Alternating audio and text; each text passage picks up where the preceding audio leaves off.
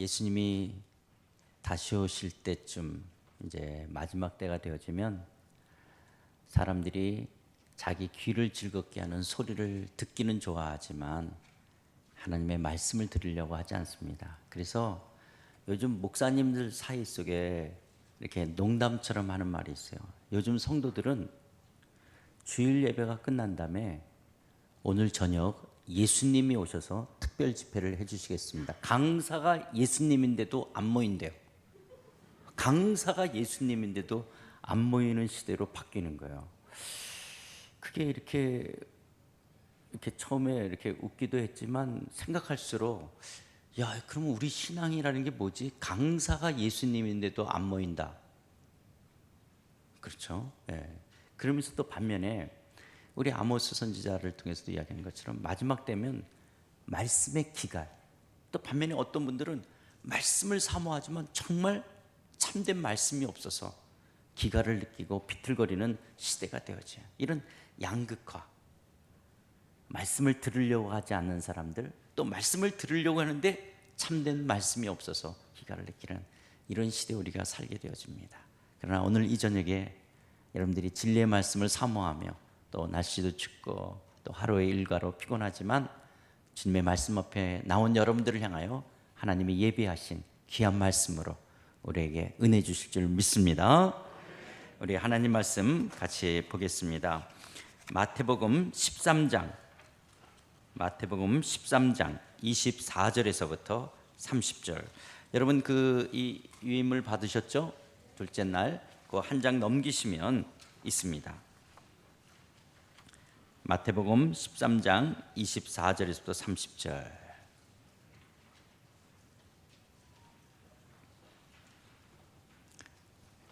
찾으신 줄 알고 봉독해 올리도록 하겠습니다.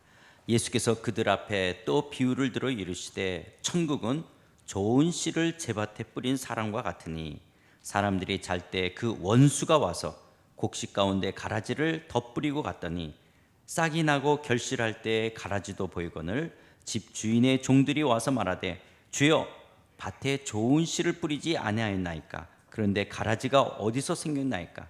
주인이 이르되 원수가 이렇게 하였구나. 종들이 말하되 그러면 우리가 가서 이것을 뽑기를 원하시나이까? 주인이 이르되 가만두라. 가라지를 뽑다가 곡식까지 뽑을까 염려하노라. 둘 다 추수 때까지 함께 자라게 두라. 추수 때에 내가 추수꾼들에게 말하기를 가라지는 먼저 거두어 불사르고 단으로 묶고 곡식은 모아 내 곡간에 넣으라 하리라. 아멘. 우리 어제 저녁에 하나님의 나라가 무엇인지 말씀을 나눴습니다. 자, 신구약 성경에 천당이라는 단어 있다 없다? 없다. 천당이라는 단어는 한국 성경에는 없어요. 근데 어디서 사용되어졌어요? 예, 중국 성경에 딱 2번 히브리서와 베드로전서에 사용되어졌어요. 자, 천국이라는 단어는 신구약 성경 가운데 어디에서만 사용되어졌다? 마태복음에서만 사용되어졌다. 마가복음, 누가복음, 요한복음, 사도행전, 바울서신에는 천국이라는 단어가 있어요, 없어요? 없어요. 신구약 성경 어디에도 없어요. 예외구절 디모데후서 4장 18절 딱 한 절 외에는 천국이라는 단어는 마태복음에만 나오는 것입니다. 자, 그러면 왜 마태는 하나님의 나라라고 말하지 않고 천국이라고 말했죠? 왜 그랬죠? 마태만 지금 그랬죠? 왜 그랬어요, 마태가? 예, 우리 조선족들은 머리를 고리라 그러는데 여러분들 참 고리 좋으신 것 같아요. 예, 그래요. 유대인들, 마태가 마태복음을 기록한 것은 유대인들이 잡아 죽인 예수님이 하나님의 아들 메시아였다는 것을 유대인들에게 이야기하려고 예수님의 족보와 예수님의 탄생과 예수님의 사역과 예수님의 그 순환 십자가 사건과 부활과 승천을 다룬 거예요. 그러니까 지금 마태는 이 마태복음을 누구를 염두에 두고 기록한 거예요?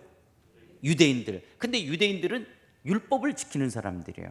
근데 율법의 제3계명 여호와의 이름을 망령되이 불러서는 안 된다. 그렇기 때문에 유대 사회 속에서는 여호와라는 이름을 부르는 사람이 있어요, 없어요?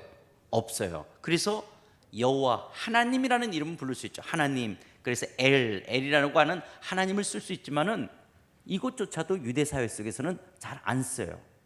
그래서 여러분 마태복음에도 하나님 나라라는 말은 4번이 나오기도 하지만 대부분이 유대 사회 속에서는 하나님이라는 이름의 대체어가 하늘이었어요.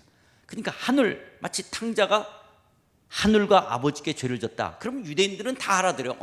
하나님과 아버지에게 죄를 졌다는 거구나. 이렇게 유대 사회 속에서는 하늘, 그러면 그건 하나님을 가리키는 거예요. 하나님을 가리키는 거예요. 그래서 스카이, 해와 달과 별과 새가 있는 그 하늘과 헤븐은 하나님을 의미하는 그림 언어였어요.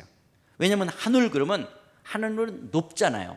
어디든지 있잖아요. 초월적이잖아요. 우러러 보잖아요. 이런 어떤 하늘이라는 의미로 하나님을 대신한 언어였어요. 그래서 하늘 그러면 유대인들은 전부 다 하나님 이렇게 알아듣는 거예요. 또 바실레이아, 히브리어로 말구트, 이렇게 나라 그러면 전부 다 왕권, 주권, 다스린다, 통치한다 이렇게 썼어요. 그래서 하늘, 나라 그러면 유대인들은 전부 다 하나님이 다스린다 이렇게 알아듣는 거예요. 그런데 그 마태복음을 한자 중국에 와서 번역을 해야 되는 거예요. 마태복음을 어떻게 번역했어요? 하늘나라니까 하늘천 나라국자를 쓴 거예요. 그러니까 우리는 하늘 그러니까 저 해와 달과 별이 있는 저 하늘을 생각한 거예요. 그 다음에 나라국자하면 우리는 한국 사람들 중국 사람도 있지만 지리적 영토적인 공간 개념을 갖는 거예요. 그러니까 저 수금지화 목토 천해명 아니면 저 또 다른 은하계 어딘가에 하나님이 천당 천국이라는 걸 만들어 놓고 예수 믿다가 죽으면 다 거기 가서 할렐루야 할렐루야 그러면서 살 것처럼 이런 지리적 장소적 개념으로 우리는 천국을 이해하고 있는 거예요.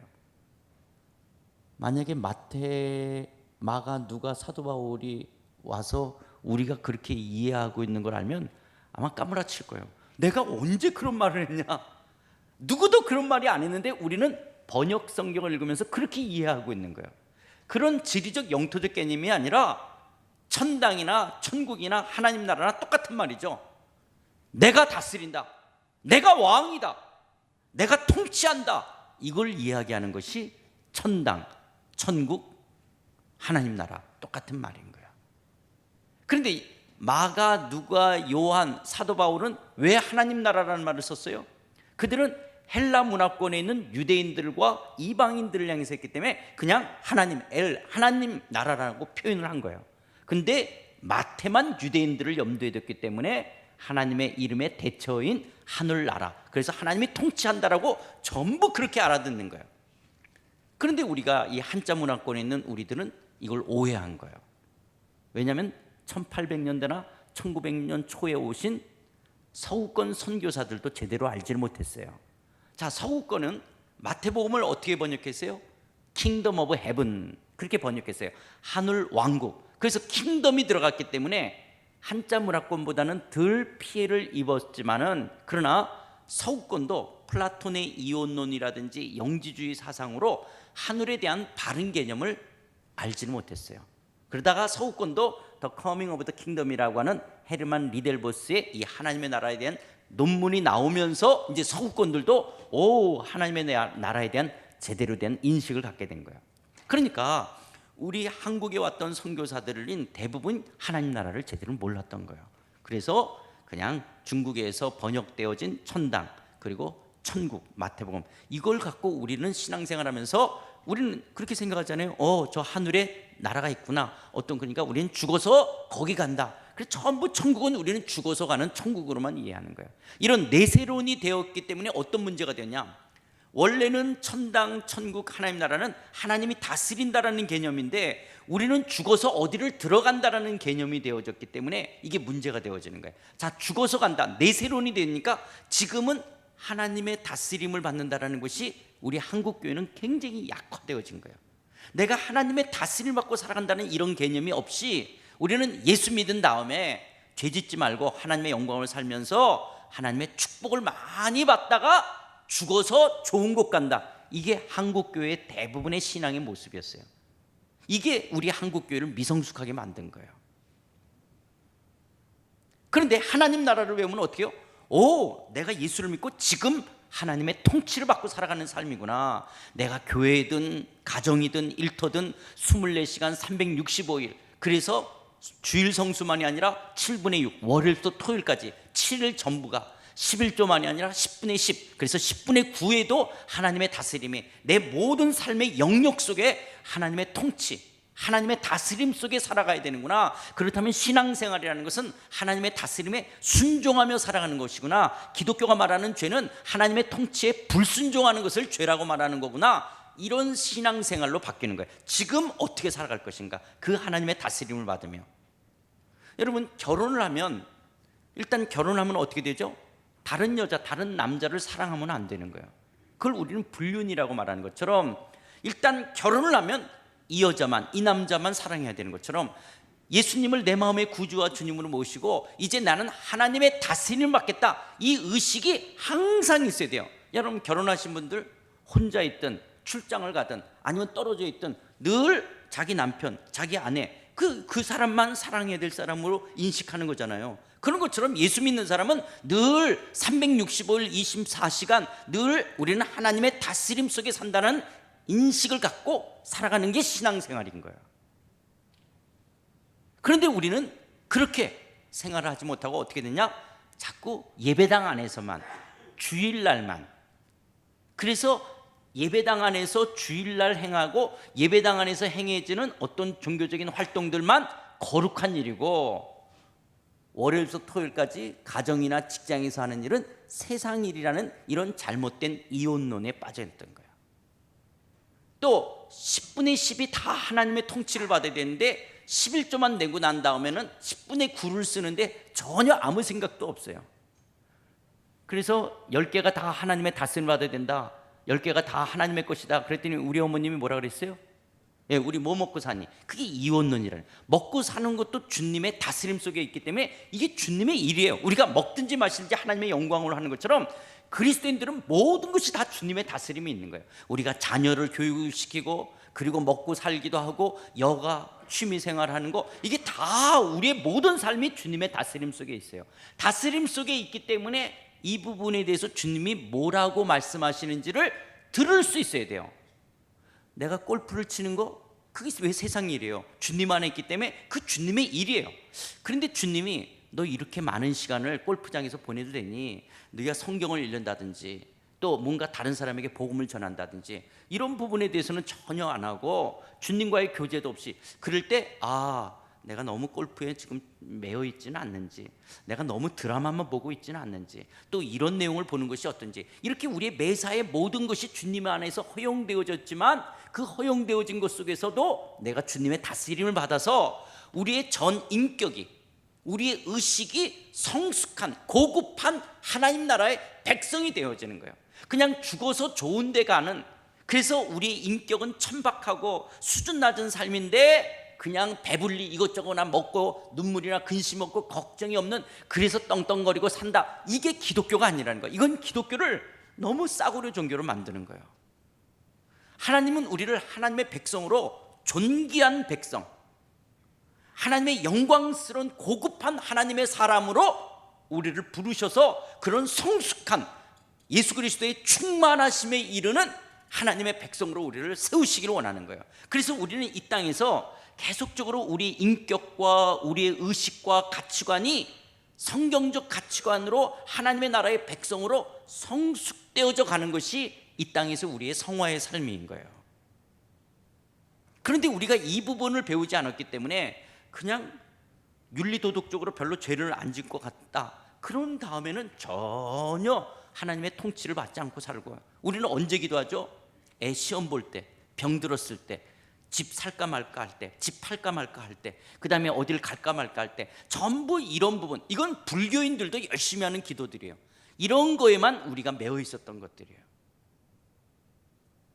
그런데 우리의 내면의 의식이, 우리의 가치가, 우리의 사고방식이, 우리의 선택과 결정들 속에서 어떻게 성경이 말하는 성경적 가치관을 갖고 성경적인 말씀을 따라서 살아가느냐라고 하는 이 부분이 우리가 너무 부족했기 때문에. 왜 그래요? 그냥 죽어서 좋은 데로 가면 되는 거니까. 이런 부분에 천국으로 배웠기 때문에 우리의 이 미성숙함이 한국 사회에 영향력을 낼 수가 없었던 거예요. 그런데 이게 누구 잘못이라기보다는 우리의 부모님들, 우리의 신앙의 1세대는 6.25와 일제시대 속이기 때문에 먹고 살기가 어려웠기 때문에 이런 거를, 그리고 또 교육의 민도도 낮았기 때문에 어쩔 수가 없어요. 그러나 이제 젊은 사람들은 그런 부모님들이 정말 허리를 졸라매면서 자식들을 교육을 시켰잖아요. 그러니까 이제 이런 것들을 알게 됐잖아요. 그러니까 이제 우리의 자식들은 제대로 기독교를 믿어야 된다고요. 우리 부모님들은 죽으면 죽으려는 일사각오로 잘은 모르지만 그러나 하나님만 사랑하고 하나님만 섬기려는 이 정신이 있었던 거예요. 배고프면서도. 그런데 이제는 우리는 먹고 살기도 하면서도 또 바른 하나님에 대해서 알지를 못하게 되어진다면 이거는 우리 부모님들은 주님 앞에 가도 그렇게 덜 야단 맞을까요? 배운 게 없으시고 그분들은 뭐 그렇게 다 살기가 바쁘셨던 분들이잖아요. 그러니까 어쩔 수가 없지만 그러나 우리들은 그렇지가 않은 거예요. 그래서요, 제가 저보다 나이 많은 목사님들이나 저 뭐 비슷한 분들이 잘못 이야기하면 괜찮아요. 그러나 제 후배들이 말 같지 않은 소리 하면 머리털 다 뽑아버리고 싶은 거예요. 얼마나 좋은 책들이 있고 얼마나 신학적으로 정말 건강하고 바르게 말하는 것들이 있는데 그냥 성도들만 늘리려고 하고, 그래서 큰 교회 담임 목사가 되려고 하는 이 숫자 노름이나 하려고 하고, 내가 그냥 성경이 뭘 말하는지, 성경의 진리를 알고 살아가야 되는 거예요. 우리 부모님들이 어쩔 수가 없었잖아요. 그러나 우리들은 이제 그렇게 살면 안 되는 거거든요. 스미마셍. 제가 자, 이런 내용들을 우리가 다루다가, 자 그러면 우리가 요 얘기를 안 하고 넘어왔어요. 어저께 시간이 없어서. 뭐냐면 다 했다가요, 그러면 우리가 하나님 나라를 어떻게 소유할 것이냐, 하나님 나라 안에서 구원을 받았다는 말이 뭐냐면요, 여러분 이런 어저께 거는 안 가져오셨죠? 이거 어저께 거 첫날 거는 안 가져오셨죠? 갖고 오셨어요? 예, 그러면 그 20페이지 한번 보세요. 그 끝장을 제가 어저께 안 했댔어요. 안 갖고 오신 분들 괜찮아요. 저를 쳐다보시면 됩니다. 자, 여러분 요한복음 3장 3절에 이런 말씀 있는 거 기억나실게요. 예수께서 대답하여 이르시되 진실로 진실로 내게 이르노니 사람이 뭐하지 아니하면, 거듭나지 아니하면 하나님 나라를 볼 수 없느니라. 거듭나지 아니하면 하나님 나라를 볼 수가 없는 거예요. 그러면 여기 하나님 나라를 볼 수 없다는 것은 하나님의 통치, 하나님의 다스림을 볼 수가 없는 거예요. 뭐하지 않으면, 거듭나지 않으면 하나님의 왕권, 하나님의 통치하심을 볼 수가 없어요. 그걸 누릴 수가 없어요. 그럼 거듭난다는 게 뭐냐? 위로부터 다시 난다라는 거예요. 다시 태어나는 거예요. 위로부터. 그럼 위로부터 난다라는 게 니고데모가 그럼 엄마 뱃속에 들어갔다 나옵니까? 그게 아니라 위로부터 다시 나는 게 뭐냐? 성령으로 다시 나는 건데 주인이 바뀌는 거예요. 주인이. 여러분 예수 믿기 전에는 내가 내 인생에 내가 주인이에요. 이게 죄였어요. 죄가 뭐예요? 내가 주인 노릇하는 걸 성경은 죄라 그래요. 내 삶의 주인이 원래는 누구예요? 하나님인데 선악과를 따먹은 게 뭐예요? 내가 하나님이 되고자 선악과를 따먹잖아요. 하나님과 같이 되겠다라고 선악과를 따먹는 게 이게 죄인 것처럼 하나님이 하나님이신데 내가 하나님 노릇하는 거예요. 내가 주인 노릇하고 내가 왕 노릇하는 거예요. 내 인생에 내 거예요. 이게 성경은 죄라고 말하는 거예요. 그런데 위로부터 다시 태어나요. 아닙니다. 내 인생 내가 주인이 아니라 하나님이 주인이십니다. 하나님이 왕이십니다. 이걸 다시 태어났다라고 말하는 거예요. 그래서 여러분 예수를 믿을 때 예수를 믿는다라는 것은 무릎을 꿇는 거예요. 어떻게 꿇냐? 주인을 바꾸겠다라는 거예요. 하나님, 이제까지는 내가 내 인생의 주인 노릇했습니다.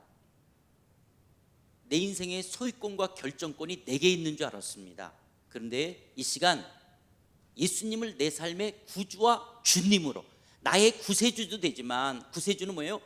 예수님이 십자가에서 나의 죄를 대신해서 죽으시고 나를 구출하시는 구세주도 되시지만 예수님은 내 삶의 주인이십니다. 이제 내가 주인이 아니라 예수님을 주인으로 모셔드리는 거예요. 그래서 이제는 내 인생의 소유권과 결정권이 주인이신, 왕이신 주님에게, 하나님께 있습니다. 저를 다스려 주세요.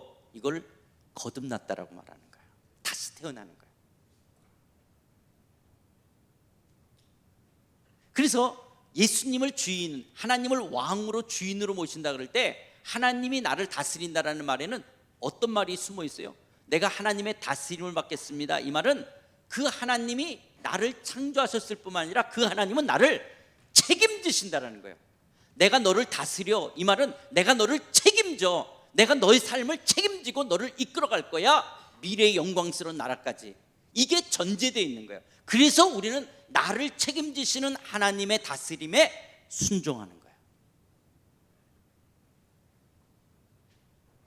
그런데 나를 책임지시는 하나님의 다스림에 순종하지 않고 우리는 하나님을 이용하는 거예요. 어떻게 이용해요? 지금 아파트 팔까 말까, 아이고 이거 지금 또 혹시 이렇게 부동산이 더 내는데 더 내려가는 거 아니야? 아니야, 이럴 때 오를 거 아니야? 그러니까 손해는 안 봐야 되는데 어떻게 돼? 그렇다고 내가 점치라는 거 할 수 없지. 주님, 집 팔까요 말까요? 저거 어떻게 할까요? 하나님, 저 해운대에 있는 저 집 저거 어떻게 했으면 좋겠습니까? 하나님. 그러니까 하나님 뭐냐? 결국은 점치는 거가 똑같은 거예요. 왜 그 기도를 하는 거죠? 손해 안 보게 해달라는 거잖아요. 불교 믿는 사람도 손해 안 보게 해달라고 기도하는 거고, 점치러 가는 사람도 손해 안 보려고 점치러 가는 거예요. 근데 기독교는 그런 것이 아니에요. 물론 하나님, 주님께서 저에게 이런 집을 주셨는데 제가 이 집을 매각해야 될지 어떻게 해야 될지 하나님 이런 부분에 주님의 인도하심이 있기를 원합니다 라고 하지만은 여기에 주인이 하나님이시라는 고백이 내 안에 있는 거예요. 우리는 하나님을 내 삶에 이용하는 게 아니야. 하나님의 능력만을 필요하는 것이 아니라 그분이 내 삶의 주인이신 거예요. 그래서 그분이 나를 다스려야 됩니다. 여러분, 우리가 여기 마침내 하나님의 다스림에 순종한다는 것 속에 골로새서 13, 14절 이게 보이십니까? 글자가 같이 읽어볼까요? 자, 시작.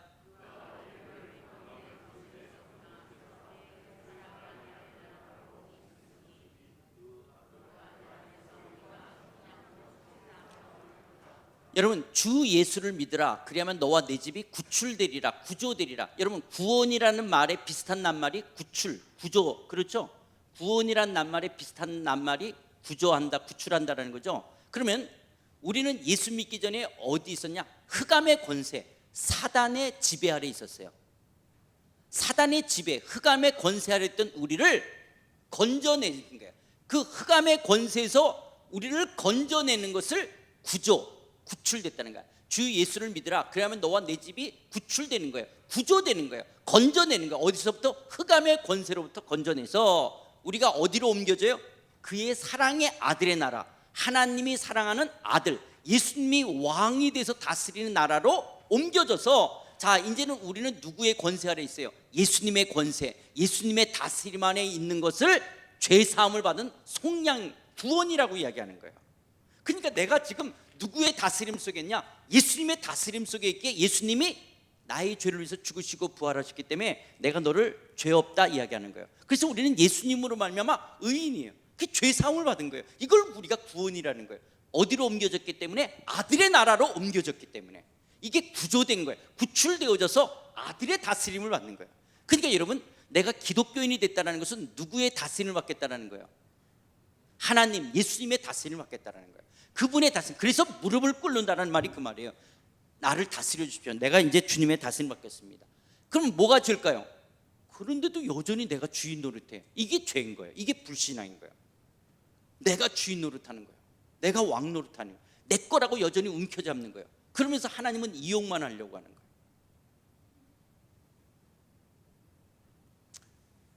그래서 저는 어느 때 기도할 때요, 이 구복하는 기도도 해요. 구복하는 기도가 뭐냐면, 신부님들 서품 받을 때 이렇게 완전히 이렇게 엎드려서 이렇게 기도해요. 그 신부님들이 그 서품 받을 때 그렇게 완전히 구복하는 것처럼 하나님 앞에서 나는 완전히 엎드리는 거거든요. 근데 뭐 우리가 그 의식을 따라간다는 게 아니라 우리의 마음이 그렇게 하나님 앞에 완전히 엎드리는 거예요. 전적으로 당신이 주인입니다. 제가 상하이 한인연합교회 있을 때요, 저희 교회가 하여튼 다 똑똑한 사람만 이렇게 모이는 때예요. 하여튼 상하이, 예. 우리 상해 계셨던 분 여기 와 계시는데 다 이분들 다 똑똑하신 분들이셨어요. 다 똑똑하신 분들만 모이는 곳인데, 그럴 때 하나님이 저한테 제일 많이 지난 21년 동안 훈련시킨 게 뭐냐? 이 교회 누구 거니? 네가 이 교회 담임 목사라고, 네가 이 교회 주인이니? 네가 왕이니? 이거를 지난 21년 동안 하나님이 저를 훈련시킨 거예요. 누가 주인이니? 저는 때로는 너무 감사해요. 그렇게 똑똑한 교인인데 담임 목사까지 똑똑했으면 상해교회가 어떻게 됐을까? 근데 저는 덜 똑똑한 게 예. 로드십을 이제 우리 젊은 사람들이 성경 공부하면서 그리스도의 주제권, 그래서 로드십이라고 우리가 이야기하는 거예요. 그리스도의 주대심을 늘 이야기하죠.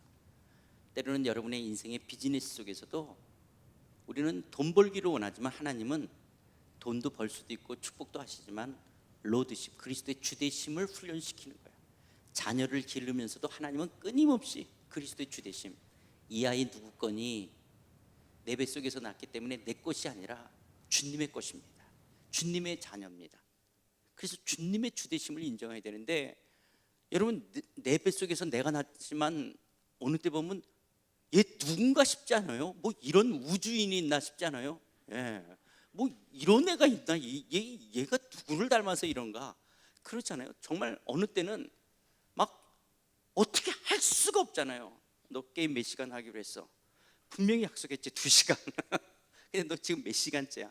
이런 거를 안 하겠다 약속을 받은 걸 매번 반복되면서 이 아이가 앞으로 어떻게 살아가야 될까 하는데도 그 말귀를 못 알아들으는 자식을 보면서 탄식하는 마음처럼 그럴 때 그 탄식 속에서 이 아이의 주인이 하나님이신 거예요. 엄마가 보니까 탄식스럽지만 여전히 하나님은 그 아이의 인생을 이끌어 가실 거거든요. 그래서 주님께 의탁하는 거예요. 여러분 우리들도 뭐 부모가 어떻게 해서 이만큼 큰 게 아니라 우리도 이만큼 자랐잖아요. 그래서 이만큼 살잖아요. 우리 아이들도 그냥 살게 될 거예요. 그런데도 그냥, 근데 왜 부모가 그렇게 애를 그러냐? 조금 이따 나와요. 이제 오늘 배울 때서 이제 나오는 건데, 어쨌든 하나님 나라에서 구원이라고 하는 것은 주인이 바뀌는 것이다. 그리고 그 왕 대신 주님의 다스림을 받는 거예요. 다스림을 받는 건데, 그러나 이 구원, 하나님 나라에서의 구원은 절대적 가치라는 거예요. 절대적 가치라, 잃어버려서는 안 되는 절대적 가치예요. 이 말은 부자 청년이 예수님께 와요. 예수님, 내가 어떻게 하지 영원한 생명을 얻을 수 있습니까? 계명을 지켜라. 나는 어릴 때부터 다 지켰습니다. 너 한 가지 부족한 것인데 재물을 가난한 사람에게 나눠주고 나를 쫓으라. 그랬더니 근심하고 돌아가요. 자, 이 부자 청년은 영원한 생명을 얻기를 원했지만 내가 모든 돈, 내가 갖고 있는 돈을 다 포기하면서까지 얻고 싶지는 않는 거예요. 그래서 근심하게 되는 거예요. 만약에 여러분 이 부자 청년이 영생이 그렇게 귀한 것이라면 다 모든 재산을 다 잃고라도 얻어야 된다면 얻겠죠. 여러분 만약에 내가 어떤 정말 희귀한 암에 걸렸어요. 그런데 우리 재산을 다 팔아서 어떤 약을 쓰면 100% 낫는다. 그러면 재산을 팔까요, 안 팔까요? 팔아서 목숨을 건질 수 있죠. 우리 자식, 그러면 내가 재산을 다 팔아서라도 그 약을 치료만 받으면 낫는다면 할 거 아니겠어요? 그런데 이 부자 청년은 그 정도는 아니었어요. 영생을 갖기로 원하지만 이걸 다 잃어서까지 내가 얻기로 원하지 않았어요. 그러나 반면에 밭에 감추인 보화를 발견한 사람이 있어요. 천국은 밭에 감추인 보화를 발견한 사람 같다. 하나님의 나라는 밭에 감추인 보화를 발견한 사람은요, 자, 이게 내가 그냥 가지고 갈 수가 없죠. 내가 이 소장농으로 있으니까 주인한테 말했더니 이 밭, 저기는 밭 안 팔겠습니까? 저 밭 파는데 얼마냐? 그래서 예를 들어서 뭐 1억입니다. 그러면 내가 집에 있는 내 모든 재산을 팔아서 1억을 줘서 그 밭에 있는 보화를 가지면 5억, 10억이 될 수 있다, 100억이 될 수 있다. 그러면 내가 애지중지하면서 갖고 있는 재산, 그거 파는데 아까울까요, 안 팔을까요? 안 아까워요. 다 팔아버리는 거예요. 왜? 이거 팔아서 1억을 만들면 내가 10억을, 100억을 가질 수 있다면 당연히 파는 것처럼 하나님의 나라는 밭에 감추인 보화를 발견한 사람인 것처럼 모든 것을 팔아서도 반드시 가져야 되는 것처럼 이건 절대적인 것이라는 거예요. 우리가 하나님의 통치를 받는 것은 받아도 되고 안 받아도 되는 것이 아니에요. 우리는 그분의 통치와 다스림 속에 살아가는, 당연히 그렇게 살아가는 거예요. 어떤 값을 지불한다 할지라도 그것이 우리 부모님들의 일사각오 같은 그런 것이죠. 죽으면 죽어도 나는 하나님의 다스림 속에 있는 것을 절대로 타협할 수 없는 그 신앙을 갖는 거예요. 이런 하나님 나라에서 구원은 절대적인 것이라고 하는 거예요. 여기까지 해야 되는 게 어저께였고요. 이제 오늘 해야 될 게, 자 오늘 거 보시면, 그런 하나님의 나라는 자라간다. 그래서 성장해 간다. 마치 겨자씨 한 알이 풀이 되고 나무가 되고 공중의 새들이 와서 그 가지가 깃들 것처럼 하나님의 나라는 성장하고, 또 하나님의 나라는 우리에게 나를 따르고는 자기를 부인하는 것처럼 십자가를, 우리가 하나님의 다스림을 받으며 살아간다는 삶이 때로는 철저한 헌신을 요구하는 거예요. 헌신을 요구하는 거예요. 여러분, 결혼한 다음에, 이게 어려운 문제 같으면서도 안 어려운 거예요. 여러분, 결혼한 다음에는 내가 배우자로 함께 사는 아내, 남편보다 더 좋은 여자, 남자가 나와도 그 사람에 대해서 마음을 줄 수가 없는 거예요. 이제 나는 결혼했기 때문에. 그렇죠? 이제 그런 것처럼 나는 예수님의 다스림을 받고 살겠다 했을 때 주님을 쫓아가는 것들 속에서 방해되어지는 어떤 것들을 부인하고 십자가를 지고 주님을 쫓는 거예요. 아무리 더 좋은 것이라 해도 그럴 수가 없는 거예요. 우리는 하나님을 향한, 그래서 철저한 순종으로 나를 드리는 거예요. 그런데 이런 하나님의 나라는 두 부류로 나눠지는 거예요. 알곡과 가라지, 양과 염소가 있는 것처럼 우리가 사는 삶들 속에서는 전부 다 알곡, 양이 있는 게 아니라 때로는 가라지도 있고 염소도 있는 거예요. 여러분, 우주적 교회 속에서는 가라지나 염소가 없지만 이 로컬 처치, 지역 교회 안에는 때로는 가라지도 염소도 들어올 수 있어요. 그렇죠? 이 교회 안에 거듭나지 않은 사람도 들어올 수 있어요, 없어요? 있는 거예요. 거듭나지 않은. 여러분, 제가 아는 목사님은요 8년 동안 목사인데 설교하고 집에 가서 저녁에는 누워서 진짜 하나님이 계실까? 8년을 했대요. 목사인데 설교하고. 그럼 그동안 설교는 뭐하냐? 서로 사랑하십시다, 서로 사랑하라고 그러고, 우리 거짓이 없이 우리는 정직한 삶을 살아야 되면 다 도덕 윤리를 설교한 거예요. 그리고 집에 가서는 정말 하나님이 살아계실까? 이랬대요. 8년. 그러다가 이 목사님이 정말 거듭났어요.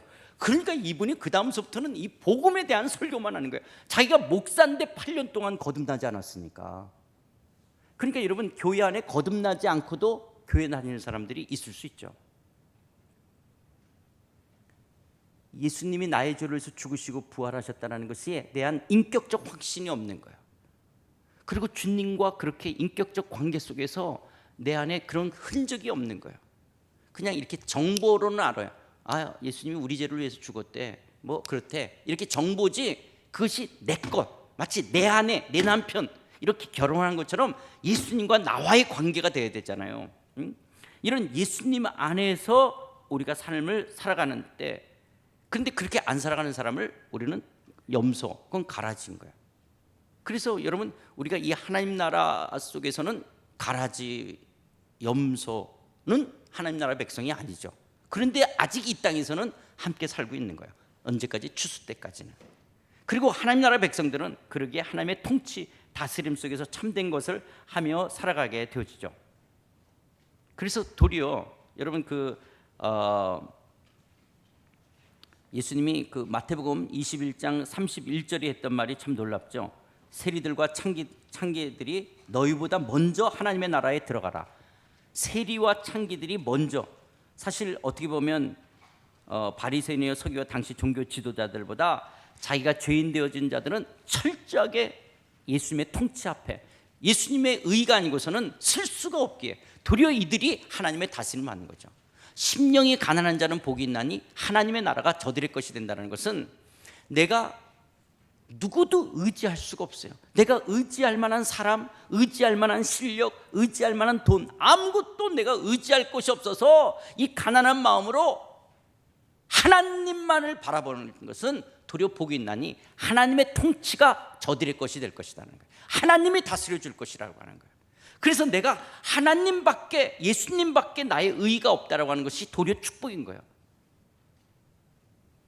도리어 예수님이 없어도 아쉬울 것이 없는 사람들, 예수 이렇게, 그래서 여러분, 그게 도리어 어떻게 보면 불행이죠.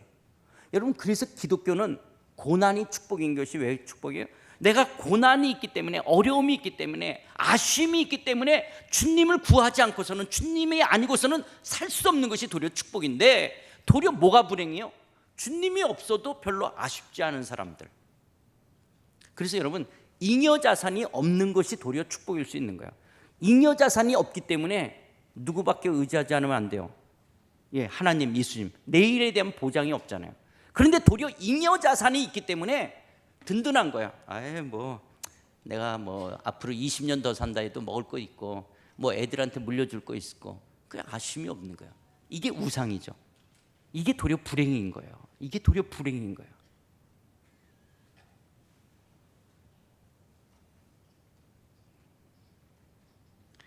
그리고 하나님 나라의 백성은 열매 맺는 삶을 살아가는 것이고, 예수 그리스도의 의의 옷을, 예복을 입은 하나님 나라의 백성들이 살아가는 삶입니다. 자, 여기까지 하시고, 자, 25페이지 보시면, 자, 이제 오늘 해야 될 내용들입니다.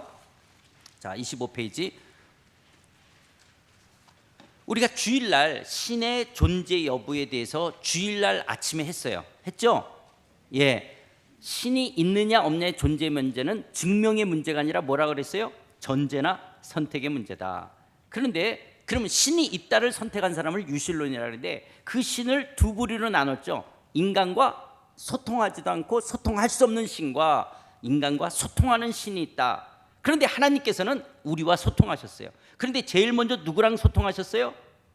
모세. 그러면서 어떤 민족을 하나님이 제일 먼저 선택하셔서 소통하셨어요? 이스라엘 민족. 그래서 하나님이 이스라엘 민족을 통해서 하나님 당신을 드러내셨어요.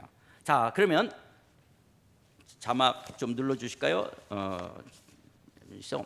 자, 시간을 이렇게 화살표로 표현한 겁니다. 시간을 화살표로 표현해서 요한계시록 1장 8절에 보면, 요한계시록 1장 8절에 보면, 주 하나님이 이르되 나는 알파와 오메가라다. 이제도 있고 전에도 있었고 장차 올 자요 전능한 자라 하시니라. 헬라적 관점 속에서는 시작과 마지막, 그래서 알파와 오메가라고 얘기해요. 누르시고 알파와 오메가라고 얘기해요. 오메가라는 얘기해요. 그런데 하나님은 영원 전서부터 계시고 영원 후까지 계시는 거예요. 그러니까 하나님은 처음과 나중이 되신다라고 하는 것은 하나님이 시간과 역사의 주권자라는 거예요. 하나님이 시간과 역사의 주권이에요. 인간의 행동의 양식의 축적을 역사라고 한다면 이 역사의 주권자는 하나님이시라고 하는 거예요. 자, 그렇다면 영원 전서부터 계시는 하나님, 그리고 영원 후까지 계실 그 하나님은 누가 만들었냐라는 거예요. 하나님은 어떻게 해서 생겼느냐 했을 때, 우리가 주일날 아침 우리의 인시간에 담을 수 없다라고 말했죠. 왜냐하면 빅뱅 이론, 과학의 가설인 빅뱅 이론을 우리가 받아들인다고 하면 140억 년 전서부터 어떤 원초적인 물질, 그럼 그 신은 140억 년 이전서부터 있어야 되는 거예요. 그 140억 년 이전서부터 있는 그 신을 인간 100년, 120년밖에 살 수 없는 우리 인식에 담을 수가 없는 거기 때문에 증명의 문제가 될 수 없다고 그랬죠. 이 말을 조금 더 이야기한다면, 자, 이런 말이에요. 시각의 한계가 있습니다. 사람이 볼 수 있는 색깔은 빨주, 노초, 파남보만 볼 수 있어요. 그런데 이 빨주, 노초, 파남보를 더 구분하면 빨갛다, 발그스름하다, 볼그스름하다, 불그스름하다, 빨간색만 해도 얼마나 많아요. 그런데 이것을 더 아주 세밀하게 나누면 1600 눌러요. 1677만 7216색으로 나눌 수 있대요. 그러니까 빨간색부터 보라색까지 우리는 크게 7가지 색이라고 생각하지만, 무지개색이라고 생각하지만, 이 색을 그 중간을 더 나누면 1677만 7216색이에요. 그런데 이거는 인간의 눈으로 보여요. 이걸 가시광선이라고 그러잖아요. 가시광선은 인간의 눈으로 보여요. 그러나 빨간색 넘어 적외선, 보라색 넘어 자외선은 인간의 눈으로 보여요, 안 보여요? 안 보여요. 안 보여도 적외선과 자외선이 있는 것처럼 인간이 갖고 있는 시각의 한계는 빨간색부터 보라색까지 가시광선만 보는 거예요. 불가시광선은 우리 못 봐요. 못 본다고 없다라고 말할 수가 없는 거예요. 여전히 적외선과 자외선이 있는 거예요. 또 사람의 청각은 20Hz에서부터 2만 Hz까지만 들을 수 있어요. 이불 위에 바늘이 떨어졌어요. 소리가 들려요, 안 들려요? 안 들려. 왜 안 들냐? 20Hz가 안 되면 인간의 귀에 안 들려요. 물론 주파수가 다른 거지만 지구가 공전하고 자전하면서 굉음을 내지만 인간의 귀에는 안 들려요. 2만 헤르츠가 넘고 주파수가 다르면 안 들리는 거예요. 이게 인간이 갖고 있는 청각의 한계인 것처럼 내 귀에 소리가 안 들린다고 해서 소리가 없는 게 아니에요. 있지만 안 들리는 것처럼 인간의 인식의 한계가 있다는 게, 이게 임마누엘 칸트가 말하는 인간의 인식의 한계. 그래서 임마누엘 칸트는 뭐냐? 신의 영역은 인간의 인식을 뛰어넘는 거예요. 인간의 인식을 뛰어넘는 그 신의 영역을 인간의 인식, 그래서 과학과 논리로 설명하라, 이건 논리적으로 틀린 거예요. 그런데도 이걸 잘 모르는 사람은 자꾸 기독교를 비논리 비과학적이라 말해요. 아니에요. 기독교는 비논리 비과학적인 것이 아니라 논리를 뛰어넘고 과학을 뛰어넘는 초논리 초과학적인 것이지, 기독교는 비논리 비과학적인 것이 아니라고 하는 거예요. 왜 그래요? 인간의 인식의 한계가 있기 때문에 논리나 과학으로 설명할 수가 없는 초논리 초과학이지 비논리가 아니라고 하는 거예요. 그렇죠? 그렇죠. 그러니까 기독교는, 어떤 분은 기독교를 굉장히 비과학적이고 그냥 종교적인 거라고 생각하는데 아니에요. 기독교는 비논리 비과학적인 게 아니에요. 초논리 초과학적인 것이지. 그래서 시편 14편 1절에 보면 어리석은 사람은 그 마음에 이르기를 하나님이 없다고 말하는 거예요. 그 어리석은 자라고 성경은 말하고 있는 거예요. 그러나 고린도전서 2장 20절에 보면 성령이 우리에게 이 진리를 깨닫게 하시는 거죠. 하나님의 영이 아니고서는 우리는 하나님의 진리를 알 수가 없습니다. 그렇다고 우리가 이 땅에 살면서 기독교인이 됐어요. 그리고 내 안에 성령이 계신다고 해서 우리가 모든 진리를, 그 눈에 보이지 않는 하나님의 모든 진리를 다 아냐? 다 알지 못해요. 그래서 저는 굉장히 이 성경 구절을 좋아합니다. 고린도전서 13장 12절이에요. 고린도전서 13장 12절에 보면 사도 바울이 이렇게 말해요. 우리가 지금은 거울로 보는 것 같이 희미하나 그때에는, 이 그때가 언제죠? 예수님이 재림하시고 미래적 하나님 나라가 완성됐을 때는 얼굴과 얼굴을 대하여 볼 것이요, 지금은 내가 부분적으로 아나 그때에는, 예수님이 재림하시고 완성되어질 그때에는 주께서 나를 아신 것 같이 내가 온전히 알리라. 와, 얼마나 좋아요. 여러분, 이 땅에 있는 동안은 그렇다고 해서 내 안에 성령이 계신다고 해서 하나님에 대한 섭리와 하나님의 역사와 또한 성경적인 모든 진리를 다 알 수 있느냐? 그렇지 않은 부분도 있어요. 여전히 신학적으로도 우리가 알 수 없고 풀 수 없고 설명할 수 없는 그런 성경 구절도 있고 그런 하나님의 경지도 있는 거예요. 이걸 다 알 수가 없어요. 왜요? 지금 이 땅에 있는 동안은 거울로 보는 것처럼 희미할 수밖에 없어요. 이것이 인간이 갖고 있는 인식의 한계인 거예요. 그러나 그때는 예수님이 재림하시고 미래적 하나님 나라가 완성됐을 때는 얼굴과 얼굴을 보듯이 모든 것을 알게 될 것이다. 얼마나 놀랐습니까? 저는 왜 이렇게 조그만 사람이 궁금한 게 많은지, 그래서 머리가 많이 빠졌는지 모르지만, 저는 이렇게 제가 목사라고 해서 무턱대고 믿는 게 아니라 하여튼 이렇게 하여튼 궁금한 게 많아요. 그리고 왜 그런지. 그런데 아무리 책을 보고 아무리 해도 알 수가 없는, 그러나 그때는 얼굴과 얼굴을 대하여 보듯이 알게 될 것이다. 이게 너무 큰 소망인 거예요. 그리고요, 여러분, 오해라는 게 뭐야? 우리가 하나님에 대해서 오해하는 거는 하나님을 부분적으로밖에 우리가 알 수가 없기 때문에 그래요. 사람도 그렇잖아요. 여러분, 사람과의 관계도 왜 오해가 있냐? 이 사람을 내가 전체를 다 알 수가 있어. 이 사람이 이렇게 말한 건 이런 이유 때문에 이렇고 이래서 이렇게 말하는구나. 다 이해하면 오해할까 안 할까요? 오해가 안 되는 거죠. 근데 왜 사람과 대화하면서 오해가 생겨요? 부분적으로 하는 거예요. 다 알 수가 없어요. 다 알 수가 없으니까 인간관계 속에서도 오해가 생기는 거예요. 오해가 생기는 거예요. 그러나 우리가 다 알면 오해가 안 생기는 것처럼 그때가 되면, 미래적 하나님 나라가 완성되어지면 온전히 알게 될 것이라는 거예요. 지금 이 땅에는 우리가 부분적으로밖에 알 수가 없는 거예요. 그래서 어떤 사람은 이렇게도 이야기하고 어떤 사람은 저렇게도 이야기할 수 있고, 이렇게, 그래서 때로는 교리적인 다툼도 있고 그런 어떤 생각의 나눔들 속에서 격한 토론도 이루어질 수 있는 거예요, 이 땅에서는. 그러나 그때는 온전히 알게 되리라. 그래서 고린도전서 13장 12절 이 사도 바울의 이 말씀이 얼마나 우리 모두에게 위로가 되어집니까? 그런데 여러분, 이렇게 우리가 다 알지 못한다 할지라도 우리 안에 성령이 계시기에 이 진리를 믿어갈 수 있다는 게 너무 큰 축복입니다. 여러분, 이런 생각해 보신 적 있어요? 저는 어느 때 어떤 물건이 굉장히 좋다가도 이거보다 핸드폰 더 좋은 곳이 나오든 아니면 어떤 디자인이 있으면 바꿔보고 싶은 실증이 날 수도 있어요. 여러분 아내도 이렇게 하여튼 남편도 이렇게 때로는 실증 바꿔 그런 마음이 들 수도 있잖아요. 그렇게 들 수도 있잖아요. 그런데 들 수 있어요, 없어요? 없습니까? 예. 근데 들 수 있는 사람도 있어요. 약간 이렇게 실증이 날 수도 있는데 예수님을 20년, 30년, 40년 믿었는데 예수님을 20년, 30년, 40년 믿어서 내가 하나님을 지금 40년 믿었는데 한번 부처님으로 바꿔볼까? 이런 생각 들어요, 안 들어요? 여러분 이건 기적이에요. 여러분 내 안에 혹시 자기는 나는 약간 성격이 변덕스럽습니다. 그래서 남편도 아내도 조금 바꿔볼까 하는 생각이 드는 정도로 변덕스럽습니다. 그런 분들은 더 생각해 보세요.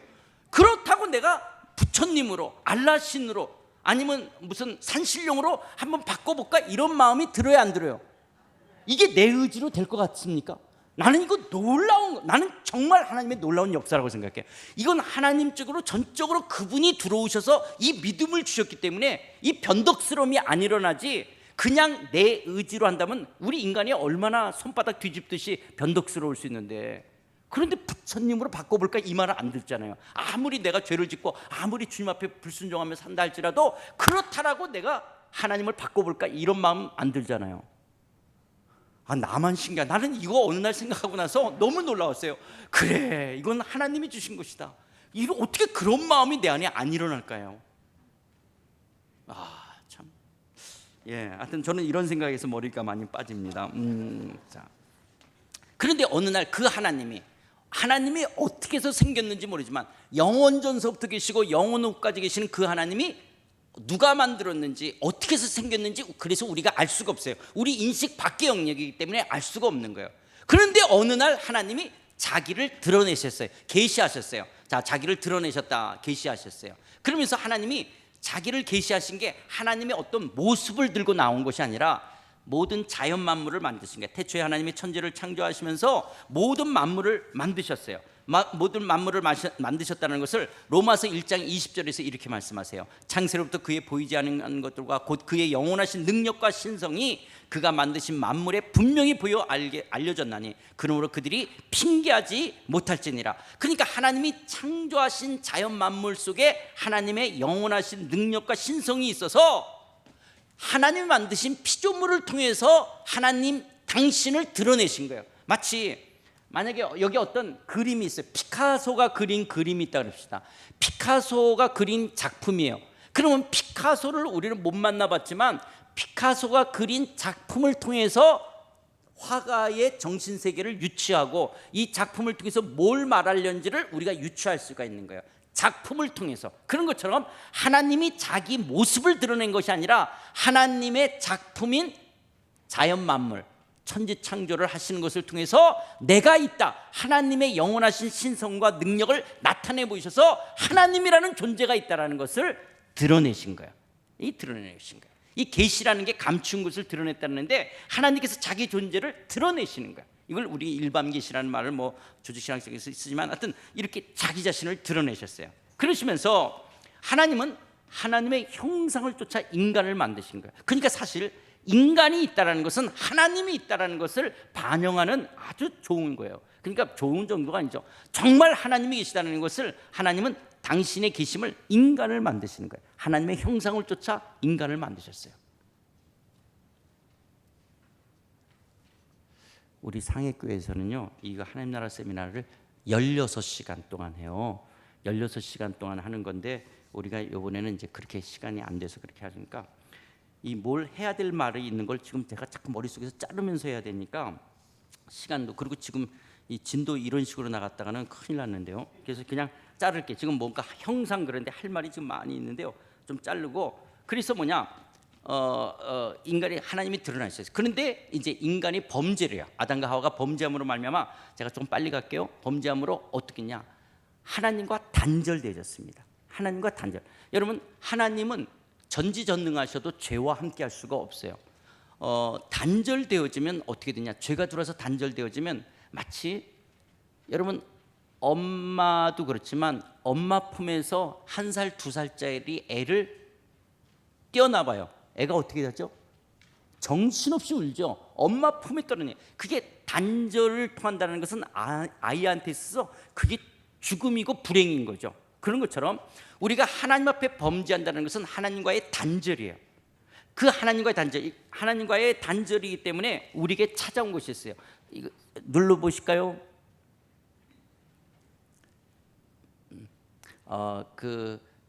여기다가 컴퓨터 넣고 HDMI로 이렇게 연결하면 여기서 할 수가 있거든요. 장로님 다음번에 올 때 이 시설 여기서 할 수 있도록. 이거 지금 이게 안 되기 때문에 저기서 눌러줘야 되는데요. 예, 소청교회, 여긴 대청교회잖아요. 소청교회 가도 그거 있거든요. 그래서 대청교회인데 이거 좀 해주시면, 그러면 제가 누르면서 할 수가 있습니다. 누르세요. 예, 그래서 하나님 앞에서 죄를 짐으로 인해서 찾아온 게 뭐냐? 하나님과 단절이 되어졌어요. 단절되어진 것으로 인해서 어떤 것이냐? 찾아오는 것이 죽음, 사망입니다. 그 사망의 증상이, 죽음의 증상이 질병이에요. 그러니까 여러분, 인간이 아프다, 내가 병든다라는 것은 죽어간다라는 거예요. 왜 죽어가냐? 그게 죄의 결과예요. 우리에게 사망이 주어진 거예요. 사망은 증상이 질병으로 오는 것이고, 그 다음에 하나님으로부터 채워지지 않으면 채워질 수 없는 실존적 고독이 있어요. 사랑하는 남편, 사랑하는 아내, 사랑하는 자녀들이고 사랑하는 이웃이 있어도 인간은 실존적 고독이 있는 거예요. 허함이 있는 거예요. 왜 그러냐면 이건 하나님으로부터 채워지지 않으면 채워질 수가 없는 것들이에요. 그래서 그 허함과 고독을 다른 곳으로 채우려고 해요. 그래서 그것을 자꾸 채우다 보면 중독의 문제가 있는 거예요. 그래서 현대의 문제가 이런 실존적 고독과 중독의 문제, 이게 죄의 결과인 거예요. 여러분, 우리가 죄를 질 때 자기한테 유익해서 죄를 짓는 거예요. 죄 질 때 한약 먹듯이 괴로운 법, 나 이따가 또 어떻게 죄를 짓지? 그 쓴 거를, 그런 사람이 없어요. 좋으니까 죄를 짓는 거예요. 그걸 자꾸 좋은 것을 반복하니까 중독되는 거예요. 이따가도 이야기하지만 여러분, 우리가 죄 안 짓는 것도 굉장히 많다는 거 아세요? 여러분의 회개 기도를 한번 뒤돌아 보세요. 5년 전 회개 기도나 지금 회개 기도나 비슷비슷해요. 왜 그래요? 짓는 죄를 계속 져요.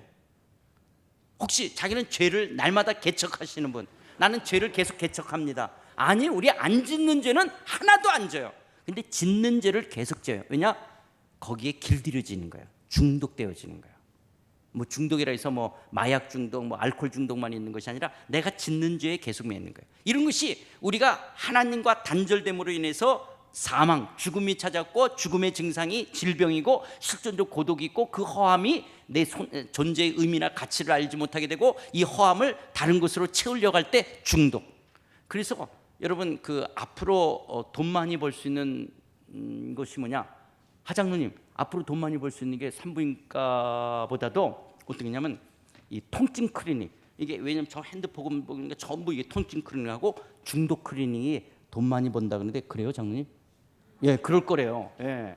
앞으로 이게 지금 전부 자세가 다 틀어지잖아요. 이 통증 클리닉하고 그다음에 이 중독의 문제는 앞으로 예수님 올 때 가까이 갈수록 훨씬 더 심각해지는 거예요. 이 중독의 문제는.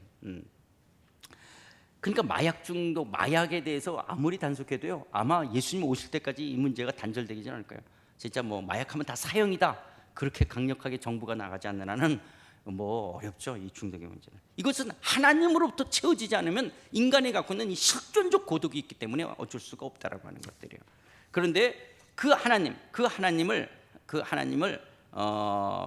하나님이세요. 그래서 눌러보세요. 눌러볼까요? 자, 그래서 인류 역사가 흘러갑니다. 또 눌러보세요. 그냥 눌러세요. 이제 예수님, 이스라엘 민족을 통해서 하나님이 당신의 구원을 계시하려고 했다. 이거는 주일날 제가 설교했어요. 그래서 근데 어느 날 하나님의 시간 속에서 인간의 시간 안으로 들어오신 분이 있어요. 이분이 예수님이에요. 그래서 우리가 기독교 신학에서는 예수님이 오심을 BC 한 4세기 정도로 이야기하는데, 어쨌든 예수님이 오심으로 BC와 AD를 나누게 되어지는데, 그 예수님이 오셨을 때 예수님은 성자 하나님이세요. 여러분, 삼위일체를 예화로 배운 거, 주일학교 다니시면서 지금까지 삼위일체를 예화로 배운 거는 다 다 지우셔야 됩니다. 그건 양태론이라고 해서 그건 틀린 겁니다. 예를 들어서 물이 고체로 얼음을 있고 열을 더하면 액체 물로 있고 그 다음에 더 열을 가면 수증기가 된다. 그래서 이 고체, 액체, 기체로 있지만 H2O인 것처럼 삼위가 계시지만 하나다. 또 너한테는 아빠지만 엄마한테는 남편이고 회사 가면 사장이다. 이렇게 예화로 삼일체를 설명한 건 다 틀립니다. 그냥 삼위가 있어요. 성부 하나님이 계시고 성자 하나님이 계시고 성신 하나님이 계세요. 그래서 성부 하나님을 우리는 하나님이라고 그러고 성자 하나님을 예수님이라고 그러고 성신 하나님을 성령님이라는 거예요. 삼위가 있는데 하나예요. 그래서 삼일체는 논리적으로 설명될 수가 없어요. 그냥 꿀꺽 삼키셔야 됩니다. 삼위가 계신 거예요. 세 명이라고 말할 수 없는 세 분이라고 말할 수 없는 삼위가 있어요. 위가 있는데 하나라고 하는 것들이죠. 그래서 예수님은 하나님이세요. 하나님이 이 땅에 오셨어요. 자, 그 예수님이 오셔서 갈릴리 가셔서 처음에 선포하신 말씀이 뭐였어요? 때가 찼고 하나님의 나라가 도래에 있음을 이야기하죠. 그것이 천당 천국이라고 이야기하는 거죠. 하나님의 나라가 도래에 오셨어요. 하나님이 통치하는 나라, 그 나라가 도래되어졌어요. 그 다음에 누르세요. 예, 하나님의 나라가 도래되는데 예수님이 이 땅에 오신 것은 죄 문제를 해결하러 오신 것들입니다. 그냥 목사님 서서히 누르세요. 제가 말을 빨리 할 테니까 서서히. 죄 문제를 해결하러 오신 것들이에요. 그래서 예수님이 십자가에서 죽으시고 이제 부활하시고 예수님이 승리하시고 존귀케 되어졌어요. 그리고 우리 가운데 성령을 보내셨어요. 그래서 성령께서 오늘도 이 땅에서 하나님의 통치가 이루어지며 하나님의 나라를 이루어 가셔요. 그러다가 예수님이 다시 이 땅에 재림의 주님으로 오세요. 예수님이 재림의 주님으로 오시게 되어지면 구약 시대 때 오실 예수님을 믿었던 사람, 양 제사를 지내면서 앞으로 메시아 하나님의 어린 양이 올 것이라는 구약 시대 때 오실 예수님을 믿었던 사람, 오실 예수님을 믿었던 사람, 오실 예수님을 믿었던 사람, 그냥 그 성경 구절을 누르고 지나가세요. 그러니까 예수님이 재림할 때는 시끄럽게 올까요? 조용하게 올까요? 천군 천사의 나팔 소리와 함께 온다니까 예수님이 오실 땐 조용히 와요? 시끄럽게 와요? 그러니까 예수님이 재림한 거를 누구만 알려고 한다나 그건 다 이단이라는 거죠. 다 알게 되어지는 거예요. 그래서 그렇게 재림하신 주님이 오셔서 구약 시대 때는 오실 예수님을 믿었던 사람, 신약은 오신 예수님을 믿은 거죠. 그러니까 우리는 신약생, 우리는 오신 예수님을 믿은 거죠. 2000년 전에 오신. 구약은 오실 예수님을 믿었던 사람이에요. 그게 다 구약에 오실 예수님을 믿었던 사람, 오신 예수님을 믿었던 우리를 예수님이 다 데리고 어디로 들어가냐?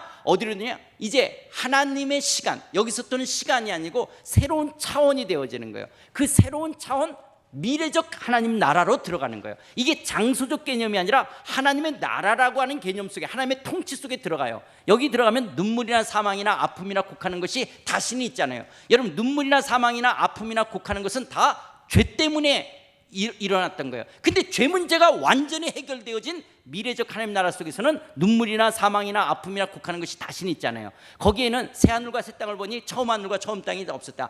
바다도 다시 있지 않다. 왜 미래적인 것은 바다는 없다라고 말하냐? 바다는 혼돈의 그림 언어예요. 이 파도를 치는 것처럼 이 혼돈을 이야기할 때 은유법적인 그림 언어로 사용하는 게 바다. 그래서 미래적 하나님 나라의 속에는 새 하늘과 새 땅을 보니 처음과 처음 땅이 없었고 바다가 없다는 건 혼돈이 없어졌다. 그래서 임마누엘의 완성. 지금 성경 구절이 빨리빨리 간 게 어쨌든 그 임마누엘 하나님들이에요. 그리고 여기는 하나님의 영광과 승리와 부여와 계속 눌러보세요. 하나님의 영광과 승리와 존귀와 권세와 능력과 지혜의 부요하심으로 가득하여 하나님이 빛이 되어 다스리시는 이 미래적 하나님 나라, 우리는 여기서 영원한 그 하나님의 나라의 부요하심과 충만하심을 누리며 살아갈 것이에요. 이게 우리가 영생한다 그럴 때, 영생이 여러분 제가 그랬죠, 생물학적 목숨의 연장이 아니라 하나님과 예수 그리스도를 아는 거예요. 그런데 하나님과 예수님을 알면 알수록 그 안에 신성과 속성과 성품의 그 부요하심과 넉넉함과 충만하심이 끝이 없는 거예요. 그래서 그것을 누려가는 거예요. 그래서 지극히 높으신 하나님의 성도, 거룩한 백성으로 부르심을 받은 자들은 그 하나님의 나라의 누림이 영원하니라. 그것이 다니엘서에서 이야기하고 있는 말씀인 거예요. 우리는 그 하나님의 나라의 부요하심과 넉넉하심과 충만하심을 누리게 돼. 아저씨 너무 빨리 갔죠 지금. 예, 미안해요. 그렇죠. 지금 어디 하는지 모르니까 다시 돌아가 볼까요? 저기 그 부요하심까지만. 부여하심까지 그것을 우리가 영생을 누리게 될 거예요. 그런데 예수님이 오셔서 때가 찼고 하나님의 나라가 왔다라고 말씀하시죠. 그래서 그 already 눌러보세요. 자, 하나님의 나라가 임한 거예요. already 이미 임하셨어요. 그래서 이미 임했다는 것은 귀신을 내쫓고 예수 그리스도로 성령을 힘입어 귀신을 쫓으면 성경 구절 성령을 힘입어 귀신을 쫓아내는 것이면 하나님의 나라가 너에게 임했다라는 거예요. 그래서 예수님이 오심으로 하나님의 나라가 도래되어졌어요. 현재적으로 하나님의 나라가 도래되어진 거예요. 이미 하나님의 나라가 왔어요. 그러나 예수님이 재림에서 임할 그 나라는 낮에 아직은 아니에요. 자, 이 미래적 하나님 나라는 언제냐? 예수님이 재림을 통해서 이루어질 나라예요. 그래서 낮에 아직은 아니라는 거예요. 이것이 이미와 아직, 현재적 하나님 나라가 임했지만 아직은 아니에요. 미래적 하나님 나라가 임하지 않은 거예요. 이런 이미와 아직 사이에 오늘 성도들이 살아가는 거예요. 이걸 오스카 쿨만이라는 신학자는 이렇게 말해요. 이미와 아직을 D-Day, V-Day로 이야기해요. 노르만 상륙작전을 했다는 것이 D-Day라면 연합군이 독일군을 완전히 물리치는 V-Day가 있는 거예요. 그러니까 현재적 나라는 D-Day고 미래적 하나님 나라는 V-Day, 완전히 승리를 이룬 것이라면 이제 헤르만 리델보스는 이것을 성취와 완성이라고 말해요. 하나님의 나라가 성취된 거예요. 아브라함 때서부터 하나님의 언약의 성취로 예수님이 오셨어요. 그 예수님의 오신 언약의 성취가 완성되어지는 것이 미래적 하나님 나라예요. 그래서 임마누엘의 완성이 이루어지는 미래적 하나님 나라가 되는 거예요. 이거를 예수 믿는 오늘 우리들의 삶으로 적용한다면 우리는 예수를 믿음으로 의인이 돼요. 이건 신분이에요. 그러나 우리가 의인이 된 건 신분이지만 상태적인 면에서는 죄를 짓는 거예요. 아직 누르지 마세요. 우리가 여러분의 자녀들이 나오면 신분은 내 새끼예요. 그런데 얘를 키우다 보면 내 새끼 다워요, 안 다워요? 안 다울 때도 있죠. 그러나 호적을 파진 않죠. 왜냐? 신분은 내 새끼니까. 그러나 내 새끼답지 않은 것처럼 우리는 예수를 믿음으로 신분은 의인이에요. 그러나 상태적인 면에서는 죄를 짓는 거예요. 예수님은 십자가에서 사탄의 권세를 깨뜨리고 부활하셨어요. 승리하셨어요. 그러나 예수님이 재림하셔서 사단을 무적행에 다 잡아놓을 때까지는 전투적 삶을 살아가야 되는 거예요. 이것이 이미와 아직 속에 살아가는 오늘 그리스도인들의 삶의 모습인 거예요. 이미 승리하셨지만 아직은 아닌 것처럼. 그래서 여러분 이 말을 저를 한번 보세요. 이거 오래간만에 해보시겠다.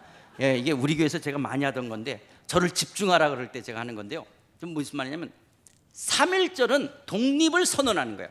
자, 3.1절은 독립을 선언했지만 나라가 독립했어요, 안 했어요? 안 했어요. 독립을 선언하는 게 3.1절이에요. 그것이 현재적 하나님 나라예요. 근데 광복절이 됐어요. 이건 독립을 했어요. 이제 광복을 했어요. 이건 8.15예요. 8.15는 미래적 하나님 나라예요. 이제는 독립이에요. 그러니까 이미와 아직이라는 것은 3.1절과 8.15 사이에 있는 거예요. 그러니까 독립을 선언한 독립 상해에 있는 임시정부 사람들, 상해에 있는 임시정부 사람들은 독립을 선언했어요. 그리고 광복이 반드시 올 것이라는 믿음을 갖고 국호, 대한민국, 국가, 애국가, 국화, 무궁화, 그리고 입법, 그래서 국회의 어떤 형태를 갖고 이승만이든 안창호든 이동희라든지 이런 분들이 지금 그분들이 독립할, 광복할 그 나라를 바라보면서 임시정부를 만드는 거예요. 그러나 이건 임시정부예요. 그런데 광복의 날이 온 거예요. 광복의 날이 오는 것처럼, 그러니까 만주벌판을 뛰어다녔던 독립군들은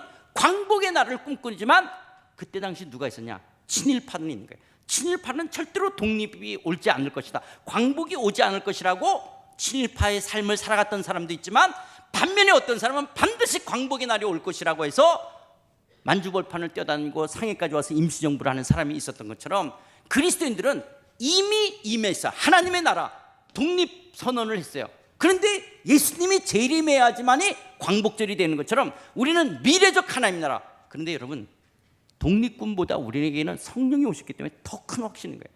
반드시 예수님은 재림하실 것이고 반드시 미래적 하나님 나라는 완성될 줄 믿습니다. 이 믿음을 갖고 우리가 살아가는 거예요. 그러나 아직은 아니라는 거예요. 아직은 아니. 이런 이미와 아직 사이에 오늘 우리들이 살면서 겪게 되는 거예요. 그래서 눌러보시면 우리가 어딨냐? 이미와 아직 사이에 살면서 겪는 텐션, 갈등이 있어요. 이게 오늘 읽었던 성경 구절이에요. 이미와 아직 사이 속에서 사단이 알곡도 있지만 사단이 가라지를 뿌리는 거예요. 가라지를.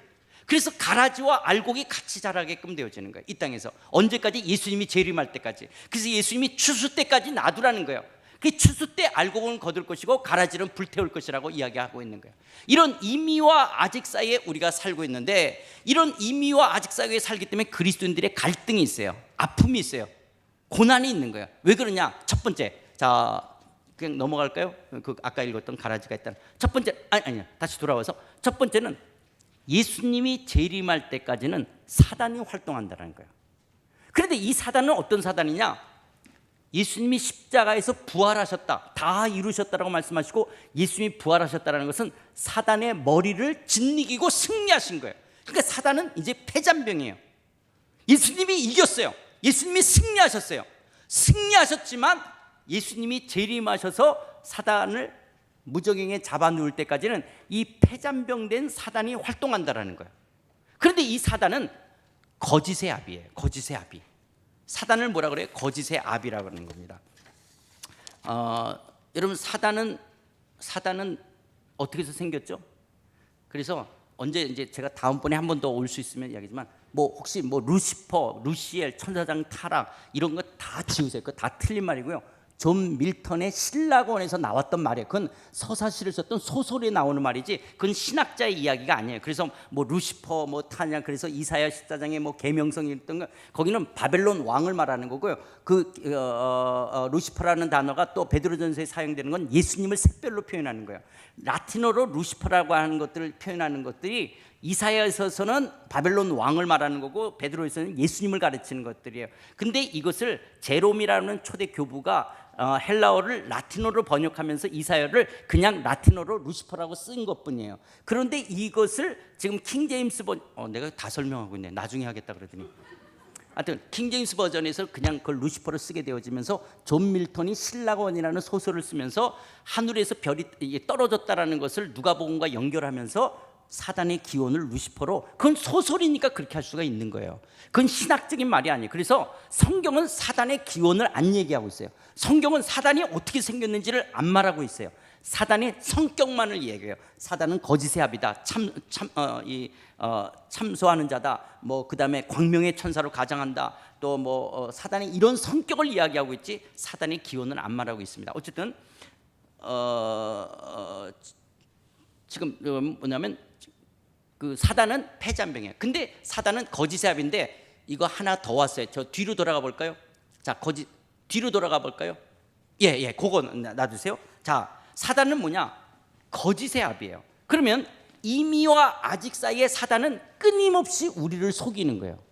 이 거짓의 아비인 사단이 어떻게 속이냐면, 예수님만이 메시아예요. 예수님만이 메시아인데 사단은 우리를 거짓의 아비로 속이는 거예요. 어떻게 속이냐?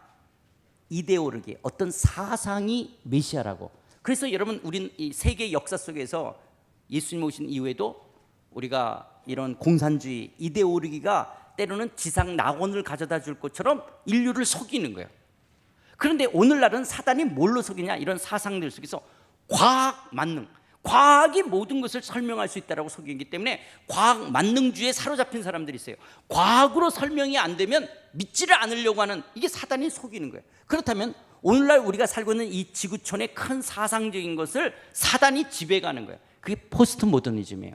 여러분, 포스트 모더니즘이라는 것을 간단히 말하면, 우리가 절대적 가치, 절대적인 진리로 믿었던 것에 전부 다 물음표, 퀘스천 마크를 붙이는 거예요.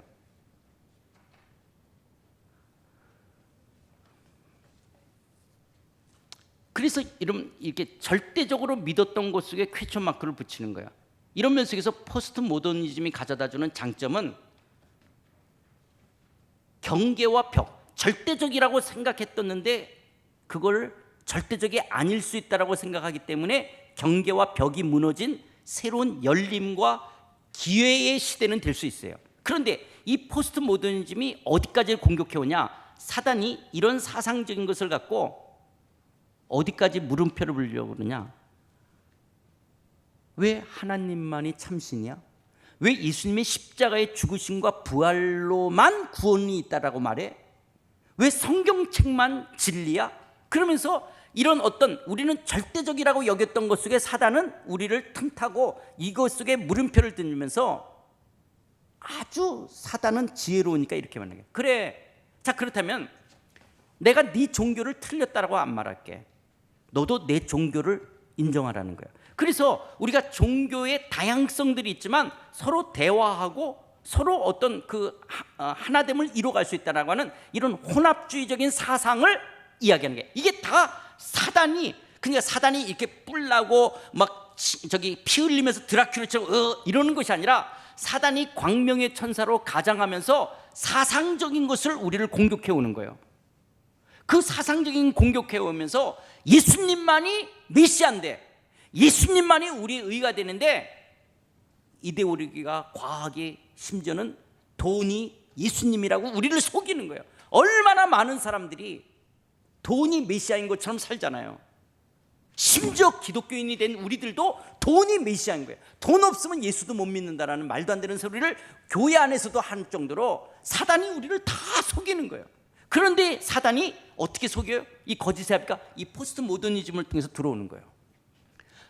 기독교는 절대로 동성연애를 동성연애하는 자를 차별하지 않아요. 왜 기독교가 동성연애자를 차별해요? 기독교는 남자와 여자만을 창조했다고 성경은 말해요. 그리고 남자와 여자가 가정 안에서 성을 사용하도록 해요. 근데 남자와 여자가 가정 안에서 성을 사용하지 않고 이 성을 가정 밖에서 사용하면 우리는 불륜이라고, 죄라고 말해요. 그런 것처럼 남자와 여자가 가정 안에서 이루지 않는 성을 죄라고 말하는 거예요. 그건 죄예요. 우리는 인정할 수가 없어요. 왜냐하면 성경이 절대적 진리인데 성경의 절대적 진리에 퀘스천을 붙이는 거예요. 왜 남자가 꼭 여자하고 결혼하냐? 남자가 여자만 결혼하는 게 남자끼리도 할 수 있고 여자가 여자끼리도 할 수 있다라고 하면서 이 오늘날 이 동성애 속에서는 크게는 16가지, 작게는 70 몇 가지 성으로 나누더라고요. 정말 이런 것들 속에서 우리는 동의할 수가 없는 거예요. 그러면서 어떤 면 속에서 이 포스트 모더니즘의 다양성을 인정하라고 하는, 왜냐하면 절대성을 무너뜨리기 때문에 다양성을 인정하라고 하는지만 성경에 있어서는 그런 다양성을 인정하지만 절대성에 하나님이 시퍼렇게 살아계시다면 이건 타협할 수가 없는 거예요. 그런데 사단은 이 포스트 모더니즘으로 우리를 이렇게 들어오서 자꾸 생각하는데 뭐냐, 요즘 젊은 사람들한테 어떻게 하느냐, 아까 말했던 것처럼 이게 얼마나 멋있는 말이에요. 합리적. 그래, 내가 네 생각을 틀렸다고 안 할게. 내가 너 교회 다니고 예수 믿는 거 틀렸다고 안 할게. 너도 내 종교를 존중하라는 거야. 서로 다양성을 인정하자는 거야. 내가 너 틀렸다고 안 할게. 내가 너 잘못됐다고 비난. 너도 나를 인정해줘. 그러니까 우리 자녀들이 여기서 할 말을 잃어버리는 거예요. 그런데 우리는 다 종교를 믿는 사람을 미워하지는 않지만 그 종교적 사상과 대화할 수가 없어요. 왜요? 하나님만이 진리이기 때문에. 그래서 우리는 다른 종교와 대화할 수가 없는 거예요. 기독교인들이 속이 좁아서 우리가 소갈대가지가 뱀탱이 송아지 때문에 작기 때문에 우리 것만 이렇게 하는 것이 아니라 하나님만이 진리이기 때문에 우리는 다른 종교를 대화할 수가 없고 받아들일 수가 없는 거예요. 그런데 이 포스트 모더니즘이 우리에게 이렇게 지금 속이며 들어오고 있는 거예요. 여기에 너무 많은 젊은이들이, 너무 많은 사람들이 이런 사상적인 면에 있어서 속고 있는 거예요. 이게 거짓의 합인 거예요. 그러니까 사단은 끊임없이 예수 그리스도만의 의를 무너뜨리는 거죠. 우리가 코로나 때문에 모인다라고 하는 것들 속에서 모일 수 없는, 왜냐하면 그런 전염병이라고 하는 것 속에서 우리가 이웃 사랑을 해야 되잖아요. 나만 안 걸렸다, 이것이 아니라 혹시 내가 걸리는 것으로 다른 사람도 걸리게 하면 안 되는 게 이 이웃 사랑이기 때문에 우리가 함께 모일 수가 없었어요. 그러나 우리가 성경에서는 모일 것을 이야기하는 거예요. 모이기를 패하는 어떤 사람들의 습관처럼 하지 말라고 하기 때문에 물론 우리가 있는 곳이 예배하는 자리지만은 우리가 주님의 이름으로 함께 모여야 되는 거예요. 그런데 이 포스트 모더니즘 속에서 또한 코로나를 겪으면서 사람들 속에서 뭐냐면 이 모임의 귀중함들을 이제 이게 흩어지는 거예요. 줌으로 영상으로 예배를 봐도, 여러분 영상으로 예배 볼 때 이렇게 교회 와서 예배 드리듯이 바로 예배를 드리지만 부엌에 올려놓은 것 같은 거면 또 쳐다보기도 하고, 전화도 오면 또 받기도 하고, 또 교회 와서 예배 드릴 때는 화장실 안 가는데 또 화장실, 그러면 성가대 할 동안 또 가고, 찬송가 부를 때도 설거지하면서 찬송가 그냥 따라하고, 언제만 앉아있냐, 설교 들을 때만 이렇게 앉아있는, 그 다음부터는 뭐 또 그 다음에 이게 예배를 제대로 드리지 못하잖아요.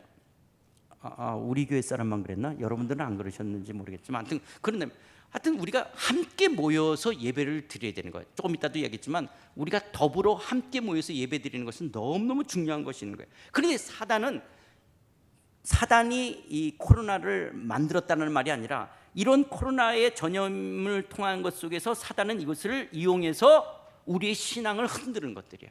이런 것에 우리가 속지 않고 성경의 본질이 무엇인가를 끊임없이 우리는 놓쳐서는 안 되는 것들이죠.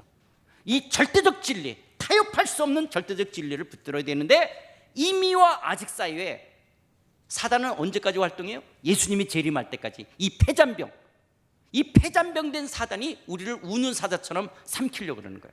그러나 이미 예수는 승리하셨기에 예수 그리스도의 이름의 권세와 능력을 우리는 가졌어요. 그래서 예수 그리스도의 이름의 권세와 능력으로 사단을 대적하고 우리는 진리 가운데 세워져야 될 줄 믿습니다. 두 번째는, 자, 사단이 있고 또 두 번째는 뭐냐? 아니, 너무 빨리 갔어요. 두 번째는 예수 안 믿는 사람들하고 같이 살아야 된다는 거. 언제까지? 예수님 재림할 때까지 이 땅에 사는 동안 누구랑 같이 살아야 돼요? 우리가 예수 안 믿는 사람들하고 같이 살아야 되는 거예요. 그러니까 알곡과 가라지가 이 땅에는 같이 살아야 되는 거예요. 그런데 누가 더 크게 자라죠? 가라지가 더 크게 자랄 수도 있는 거예요. 알곡보다 더 크게 자랄 수 있는 것처럼. 그러면 예수 안 믿는 사람하고 살게 되어지면 어떤 문제냐? 자, 하나님 나라 백성, 우리는 누가 하나님이냐? 하나님이 우리의 힘이에요. 하나님이시고 진리고 힘이에요. 자, 하나님이 없는 사람은 하나님이 없으니까 뭐가 힘이죠? 돈이 힘인 거예요. 돈. 그러니까 지금 예수 안 믿는 사람과 예수 믿는 사람과의 이 충돌이 뭐냐? 가치관이 충돌이 되는 거예요. 우리는 하나님을 쫓는 가치를 쫓는다면 이들은 하나님이 없기 때문에 힘이 되는 다른 거, 그 다른 힘이 되는 가치를 추구해요. 그게 돈, 그게 만몬의 가치를 추구하는 것들인데요. 눌러보시면 가인의 문화, 또 한번 눌러보세요. 가인의 문화라는 게 뭐냐? 자, 지금 아벨을 죽이고 쫓겨났어요. 가인은 그날 저녁서부터 하나님의 공급하심과 돌보심이 있어요, 없어요? 아니, 가인이 이제 에덴 동산에서 쫓겨났잖아요. 아벨 죽였기 때문에. 그러니까 그날 저녁서부터 하나님의 공급하심과 돌보심이 있어요, 없어요? 없죠. 그러니까 가인은 그날 에덴 동산에 쫓겨난 이후서부터 누구 힘으로 살아가야 되죠? 자기 힘으로 살아가야 되는 거야. 가인은. 왜? 하나님이 없기 때문에. 하나님의 공급하심과 돌보심이 없어요. 이제 가인은 자기 힘으로 살아가야 되는 거예요. 그래서 그날 저녁에 혹시 다른 사람이 와서 나를 죽일지는 모르니까 돌멩이를 머리 옆에 놓고 잤을지도 몰라요. 자, 아침에 일어나 있어요. 먹을 걸 찾아다녀야 되는데 아담과 하와가 범죄한 이후에 땅도 엉겅퀴와 가시덩굴을 나게 돼요. 그래서 인간이 필요로 하는 자원은 제한되는데 그 자원을 필요로 하는 사람들이 많아져요. 자, 아침에 일어났어요. 그래서 빵을 먹으려고 그래. 떡을 먹으려고 하는데 예를 들어서 떡 덩어리가 3덩어리 있어요.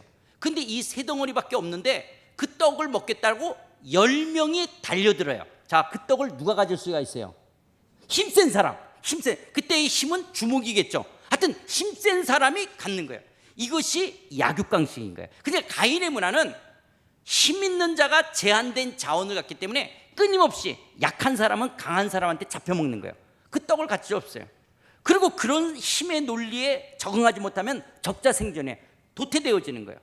그러니까 끊임없이 생존 경쟁 속에 살아가야 되는 게 이게 가인의 문화예요. 이런 가인의 문화가 니므롯, 또 넘기면 니므롯의 문화. 이 니므롯의 문화는 이제 그래서 이 힘의 논리로 살아가던 이 하나님의 그래서 힘의 논리로 살아갈 때 아벨이 죽고 셋, 에노스, 그런 하나님을 여전히 예배해야 될 하나님의 아들들이 이런 힘의 논리로 살아가는 사람의 딸들을 좋아해서 섞이게 되어지죠. 그래서 노아 홍수가 이루어진 다음에 또 그때 당시에 용맹스러웠던, 그러니까 나무꾼 사냥꾼이라고 이야기했던 이 니므롯, 힘센. 그래서 이 니므롯의 문화 속에서 뭐냐, 그런 어떤 인간적인 힘, 이 힘을 갖고 자기 힘을 가지니까 이 힘센 포악한 자들이 강포하게 힘으로 모든 것을 뺏고 사람을 죽이고 어떤 자기가 원하는 여자들을 취하는 성적 일탈과 부패함들을 이루는 것이 바벨탑을 쌓아오는 도시 문화를 형성하면서 니무롯의 문화였던 거예요. 이런 바벨탑 도시 문화를 쌓을 때 하나님께서 내려오셔서 언어를 흐트러 버리죠. 언어를 흐트러 버렸을 때 니무롯과 더불어서 언어가 같은 사람이 따라 나가서 유프라테스와 티그리스 강 사이에 메소포타미아 문명을 형성하죠. 그러니까 메소포타미아 문명을 형성할 때는 가인의 문화, 니무롯의 문화로 여전히 힘에 놀리지만 여기 유족들을 보면 원시 왕정 제국주의가 있어요. 야, 우리가 힘센 사람이 모든 걸 갖고 힘없는 사람들은 뺏기는 일어나서는 안 되고, 자, 우리 칼 차고 다니고 칼 내려놓자. 그래서 뒤에서 찌른다든지 남의 걸 뺏어가면 국가에게 공권력을 실어서 국가가 대신 이 사람을 응징하도록 하자. 그래서 우리가 뒤에서 찌른다든지 남의 거를 뺏는지 그러지 못하자라는 원시 국가 형태가 일어나게 돼요. 그러면서 청동기 철기 시대의 유물과 예술이 있고 법조문도 만들어졌다는 유물들이 나오기도 하고 학교 같은. 그러나 여전히 메소포타미아 문명은 힘의 논리로 살아가는 거예요. 그런데 그 메소포타미아의 끝자락에 갈대아 우르라는 지역이 있었어요. 이 갈대아 우르에 아브라함이 살고 있었어요. 아브라함, 우상을 만들어서 파는 데라의 아들 아브라함. 그 아브라함에게 하나님이 찾아와서 내가 지시할 땅으로 가라. 그래서 내가 너를 새로운 큰 민족을 이루어서 너를 복의 근원으로 새로운 민족 공동체를 삼겠다라는 거예요. 이 아브라함을 통해서 이루어질 이 민족은 뭐냐? 내가 여전히 너의 힘이 되겠다라는 거예요. 아담과 하와가 범죄함으로 말미암아 하나님을 힘으로 하나님이 우리의 하나님이 될 수 없었지만 하나님은 아브라함에게 찾아와서 다시 내가 너희의 하나님이 되어주겠다는 거예요. 왜요? 일방적인 은혜로 언약을 체결하시면서 내가 다시 너희의 하나님이 되어주겠다. 그래서 이 아브라함을 통해서 이루어질 민족은 하나님이 힘이 되어지는 거예요. 그러나 하나님을 힘으로 사지 않는 세상 나라가 있는 거예요. 이 가인의 문화, 여기가 이 가인의 문화가 바벨탑을 쌓는 것이고 그게 바벨론이고 그게 로마고 오늘 우리가 살고 있는 만몬의 제국, 돈의 제국이에요. 지금 이 세상은 돈의 제국이에요. 돈. 이 세상 나라는 돈이 힘이에요. 하나님의 나라는 하나님이 힘이에요. 그래서 하나님이 파워냐 돈이 파워냐, 이 충돌 속에 우리가 이 땅을 살고 있는 거예요. 이런 만모니즘 속에 있으니까 사람들은 배금주의, 돈을 숭배하고 돈이 전부라고 생각하는 거예요. 눌러보시면, 그래서 뭐가 문제되냐? 기독교인들은 누가 힘이죠? 우리는 하나님이 힘이에요. 하나님을 힘으로 여기고 살아가야 되는데 이미와 아직 속에 마치 하나님의 아들들이 사람의 딸들을 좋아하는 것처럼 저길 보니까 지금 쟤네들은 하나님이 없잖아요. 그러니까 쟤네들은 누가 하나님이죠? 자기네들은 저게 힘이 누구예요? 저쪽 예수 안 믿는 사람들은 돈이 힘이에요. 그런 돈의 힘을 갖는 저 사람들이 부러운 거예요. 하나님이 힘이지만 나는 캐시가 있어요 없어요? 그냥 없어요. 별로. 하나님이 힘이고 하나님은 오늘 먹을 것과 입을 것만 줘. 근데 쟤네들은 내일 먹을 거, 1년 뒤 먹을 거, 10년 뒤 먹을 것도 갖고 있어. 그러니까 쟤네들이 부러워요 안 부러워요? 세상적으로 볼 땐 부러워지는 거예요. 아니 너무 나갔어. 이거 가지 말고 잠깐만, 예, 거기 서 있어요. 그래서 오늘 우리는 뭐냐? 예수 믿는 우리들이 이런 육체, 세상적인 조건들, 그래서 마치 종교의 문화 속에 있었던 사람들은 할례를 받았다는 게 힘이 되고, 돈을 얼마나 가졌냐, 내가 스펙을 얼마나 가졌냐, 외모를 가졌냐, 인맥이냐.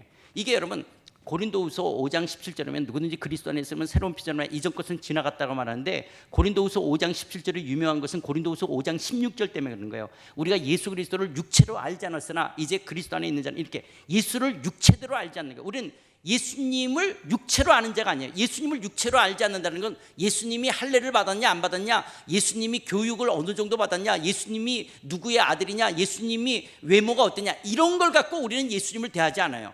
우리는 예수님을 하나님의 아들 메시아로 여기는 것처럼 누구든지 그리스도 안에 있으면 새로운 피조물이에요. 나를 육체대로 아는 자가 아니에요. 그런데 이 땅에서 눈 뜨면 이들은 육체로 살아가는 거예요. 마치 사도 바울은 나도 육신으로 말하면 자랑할 것이 있었다라는 거예요. 나는 가말리아의 문화에서도 배웠었고 히브리인 중에 히브리였고 태어나면서 내가 히브리 사람이었지만 로마 시민권을 갖고 살았기 때문에 사도 바울의 집안은 빵빵한 집안이었어요. 그러나 내가 육체로 아는 것을 다 배설물처럼 여기겠다라고 이야기하는 거예요.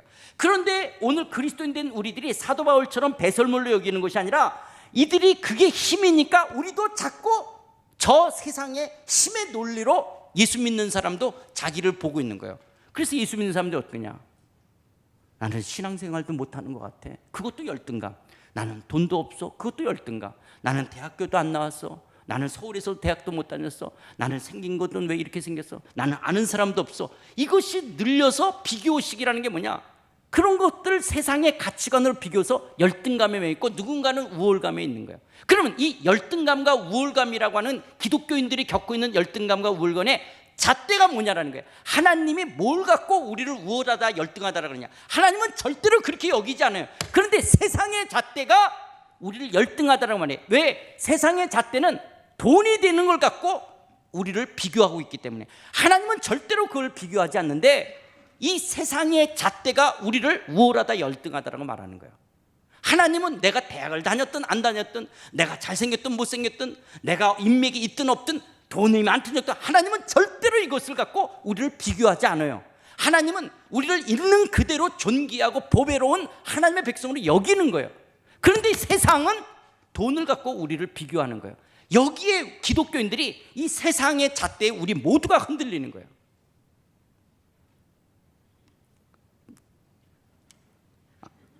하나님은 에덴 동산을 만들 때 하나님이 사자도 만드셨지만 토끼도 만드셨어요. 독수리도 만드셨지만 참새도 만드셨어요. 장미도 만드셨지만 들꽃도 만들고 코스모스도 만드셨지만 채송화를 만드셨고 하나님 보시기에 심히 좋았다라고 말했어요. 그런데 에덴 동산에 죄가 들어오니까 사자는 우월하는, 아직 가지 마요. 사자는 우월한 거예요. 독수리는 우월한 거예요. 그리고 토끼와 참새는 열등한 거예요. 왜? 힘의 논리로 바뀌는 거예요. 죄가 들어오니까 힘의 논리. 하나님은 죄가 없을 때는 힘의 논리가 아니에요. 하나님은 다양하게 만드신 거예요. 사자는 사자로서의 역할이 있고 토끼는 토끼로서의 역할이 있어요. 독수리는 독수리로서의 역할이 있고 참새는 참새로서의 역할이 있고 장미는 장미로서, 들꽃은 들꽃으로서 하나님은 전체의 공동체를 보시기 심히 좋다라고 말씀하시는 거예요. 개별성과 전체성을 다 갖고 있는 거예요. 그런데 죄가 들어오니까 사자, 독수리, 장미, 코스모스는 우월한 거예요. 코스모스 채송화의 차이는 키예요. 제가 키가 작으니까. 그래서 이러고 토끼와 참새와 들꽃은 열등하다라고 생각하는 거예요. 이거는 죄 때문에 생긴 가인의 문화인 거예요. 하나님이 그렇지 않았어요. 이것을 사도 바울은 지체론, 몸을 갖고 이야기할 때 사도 바울은 어떻게 하냐? 우리 몸이 다 머리가 될 수가 없어요. 손과 발이 있고 여러 지체가 있어서 몸을 대야 되는 거예요. 각자의 기능과 역할이 있는 거예요. 그런데 마치 골 아니면 심장만 더 큰 거 우월한 거고 이 발가락, 손가락은 열등한 거냐라는 거예요. 그런 것이 아니에요. 우리 몸에 다 있어야 될 것이 있음으로 인해서 유기적 관계 속에서 몸이라고 하는 전체가 형성되어지는 거예요. 그러면 속에서 하나님의 나라는 우리를 다양하게 만드신 것뿐이에요. 그런데 이 다양하게 만든 것을 갖고 세상은 힘의 논리로 비교하고 있는 거예요. 우리들 가운데 예수 믿는 사람들, 하나님 나라의 백성들 중에서 골이 좋은 사람이 있지만 그런 쪽으로 하나님이 우리에게 은사를 안 주신 분도 있어요. 어떤 사람은 손재주가 있지만 어떤 사람은 손재주가 없는 사람이 있어요. 어떤 사람은 이런 돈을 버는 장사에 있어서 머리가 있는 사람이 어떤 사람은 없어요. 어떤 사람은 가르치는 기능이 있지만 어떤 사람은 가르치는 사람이 없는 거예요. 우리가 어떤 사람은 마치 영적인 면에서 방언을 하고 또 신유하는 사람이 또 없던, 이건 은사인 거예요. 은사예요. 그런데 우리들이 그런 다양함들이 공동체라는 것으로 함께 하나됨을 이루어야 되는데 그래서 우리는 비교하지 않는 거예요. 그러나 세상은 그렇지가 않아요. 눌러보세요. 세상은 어떻게 하냐? 이 세상은 끊임없이 힘의 논리로 우리를 비교하고 있는 거예요. 그래서 얼마나 좋은 대학을 나왔는지, 어떤 사람을 아는지. 제가 자꾸 이런 세상 논리로 하는 것들 갖고 이야기하니까 또 여기서는 또 별로 안 되겠구나. 이야기하면 안 되겠구나. 이 또 당이 다르니까 이게 또 괜히 어쨌든 이런 분들 속에서 너무 세상의 논리로 누구를 아냐라는 거예요. 누구를 알고 있고 그리고 또 내가 어떠냐, 이게 전부 돈을 갖고 이야기하는 거예요. 그러나 하나님의 나라의 백성은 그런 육체를 따라 살아가는 자들이 아니에요. 그런 세속적인 가치관, 세상의 가치관하고 우리는 섞여서는 안 되는 거예요. 하나님의 아들들이 세상의 딸과 섞여서는 안 되는 것과 이스라엘이 가나안이나 아수나 바벨론과 섞여서는 안 되는 것처럼 하나님 나라는 세상 나라와 섞여서는 안 되는 거예요. 혼합되면 안 되는 거예요. 세상 나라는 하나님이 없기 때문에 철저하게 돈이에요. 돈. 여러분, 이런 말해서 죄송하지만 우리 때는요, 제가 어렸을 때는 공 갖고 놀면 돌대가리라고 그랬어요. 그런데 지금은 작은 공이든 큰 공이든지 공만 잘 갖고 놀면 기업이 뛰어다니는 거야. 기업이. 이게 시대가. 그러니까 지금은 공 차는 사람들도 왜 돈이 되면 되는 거고요. 옛날에 저희 때는 춤추고 노래 부르면 딴따라라 그래서 막 뭐라 그랬어요. 근데 지금은 섹시하게 춤만 잘 춰도 기업이 되는 시대로 바뀐 거예요. 돈이 되는 것이라면. 외모가 돈이에요. 그냥 잘생겼다라고 하는 거, 이 잘생겼다라고 하는 것도 이쪽 기준이죠. 세상 기준이죠. 이쪽에서 만든 것이죠.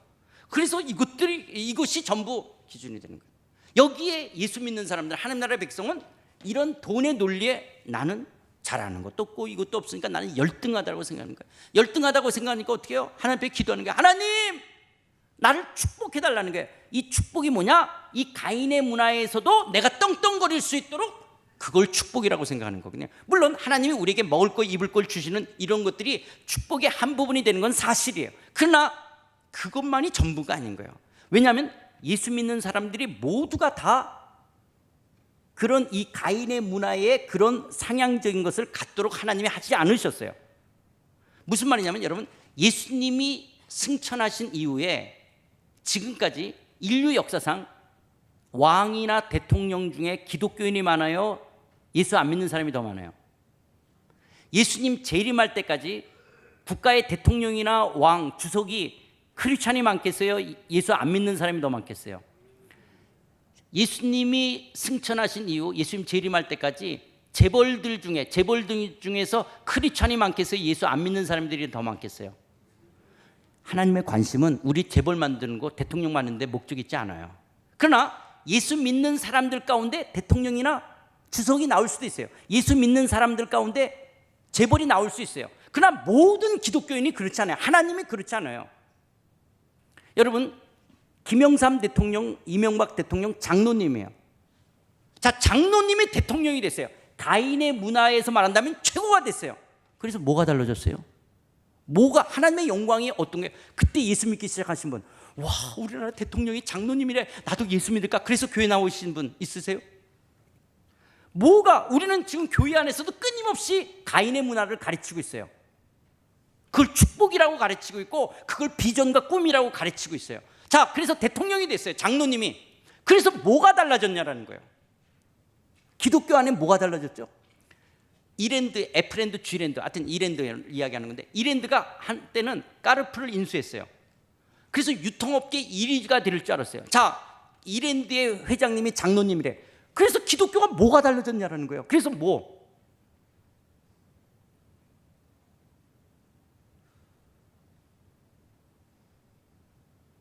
우리는 이 가인의 문화의 가치를 끊임없이 우리 안에 너무 같이 살고 있으면서 너무 이 뼛속 깊게까지 우리는 영향을 받고 살고 있는 거예요.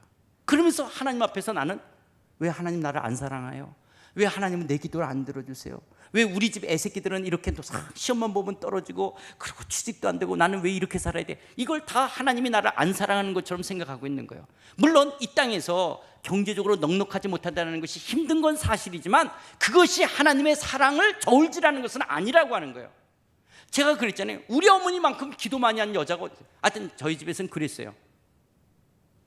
그런데 우리 집이 그렇게 넉넉한 집안이 아니란 말이에요. 그러면 하나님이 우리 어머니 기도를 안 들어주셨냐? 사기당하는 은사 있는 우리 아버지로 인해서 온 집안 식구가 어려움을 겪어야 되는데 그러면 하나님이 우리 가정을 버렸기 때문에 그러냐라는 거예요. 도리어 이것은 세상 문화는 할 수가 없는 것이 있어요. 뭐냐? 가인의 문화 속에 살고 있는 이 만몬의 제국에 살고 있는 사람은 돈이 없으면 인생이 비참하다고 생각해요. 이렇게 살 바에는 죽는 게 낫다라고 생각하는 거예요. 그래서 거기에는 기쁨이 없고 웃음이 없고 삶에 낙이 없는 것처럼 살아가요. 그런데 여기 보니까 예수 믿는 사람들은 분명히 이들도 굉장히 형편이 없는데도 기쁨이 있고 웃음이 있어요. 아니 저렇게 저 사람도 우리 집처럼 형편이 없는데 어떻게 저러지? 아, 이게 너무 스트레스가 쌓여가지고 긴장이 팽팽해 하다 가니까 끊어졌구나. 그래서 저렇게 웃고 다니고 그냥 이렇게 하는. 근데 정신이 나간 것 같지는 않아요. 그런데 어떻게 하지? 아, 예수님을 믿는 사람은 저런 환경 속에서도 기쁨이 있네, 저런 환경 속에서도 감사하네, 저런 환경 속에서도 소망을 갖네. 이거는요, 가인의 문화에서 흉내도 낼 수 없는 거예요. 도리어 하나님은 어쩌면 우리들에게 요구하고 있는 수준 높은 삶은 기독교인들도 대통령이 될 수 있고 국무총리가 될 수 있고 기독교인들도 재벌이 될 수 있지만, 때로는 어떤 사람은 어려움과 힘듦 속에서 우리가 하나님의 백성이기 때문에, 하나님의 나라의 존귀한 백성이기 때문에 이것이 고난이고 어렵지만 여전히 미래적 하나님 나라를 소망 가운데 바라보면서 그럼에도 불구하고 기뻐하고, 그럼에도 불구하고 감사하고 오늘의 삶을 살아내는 것이 저들에게 있어서는 엄청난 거예요. 저런 삶은, 저런 환경은 자살해야 돼요. 그런데 어떻게 자살하지 않고 이것을 이겨갈 수 있지? 그래서 기독교인들은 파워를 추구하잖아요. 그렇게 살 수 있도록 눌러보세요. 뭘 주냐? 디나미스를 주는 거예요. 기독교인들은 파워를 추구하잖아요. 왜요? 우리는 하나님이 파워이기 때문에. 기독교인은 디나미스, 능력을 받는 거예요. 성령의 능력이 그런 환경들 속에서도 여전히 소망을 잃지 않고 기뻐하며 감사하며 쫓아갈 수 있는 이 능력을 주시는 거예요. 이거는 세상 나라가 흉내낼 수 없는 거예요. 이걸 통해서 하나님이 정말 살아계시구나, 하나님이 없다면 어떻게 저렇게 살지? 때로는 사도 베드로가 로마 교회를 향해서 이렇게 이야기하는 거예요. 로마 귀족이 있어요. 이 귀족은 먹을 거 입을 거 아실 게 없어요. 그래서 아침 늦게 일어나가지고 오늘 저녁 어디가 파티야? 그리고 저녁에 가서 술 먹으면서 방탕한 짓을 하는 거예요. 그리고 또 그 다음날 와서 오늘 저녁은 어디야? 이렇게 살아가는데, 인간으로서 뭔가 허전하고 삶에 이유가 없는 것 같고 이게 인간인가 싶기도 하고, 그러면서 마음에 공허함이 있는데 자기 집에 노예가 있어요. 내가 죽일 수도 있어요. 그런데 그 노예가 보는 여자애가 얼굴 보면 늘 기쁨이 있어. 그리고 늘 뭔가 평안해. 내가 죽일 수도 있고 살릴 수 있는 우리 집에 있는 노예인데. 그래서 걔한테 물어봐. 너는 뭐가 그렇게 좋니? 너는 왜 그렇게 항상 웃음이 있니? 라고 소망에 관한 이유를 묻는 자들에게 대답할 것을 준비하는 거. 이게 로마 교회를 향해서 사도 베드로가 이야기하는 거예요. 너희들이 노예, 종된 신분을 벗고 귀족이 되라, 이걸 가르치지 않고 도리어 귀족이 소망에 관한 이유를 묻는 거예요. 어떻게 넌 그런 환경들 속에서도 웃을 수 있고 감사할 수 있니? 라고 소망에 관한 이유를 묻는 자들에게 대답할 것을 준비하고 있는 예수님 때문에 하나님의 나라가 있기에 오늘도 내가 살아갈 수 있다라고 노예 신분 속에서도 당당하게 이야기할 수 있는 게, 이건 기독교만 할 수 있는 능력인 거예요. 그렇게 할 수 있는 디나미스를 주시겠다고 하는 거예요.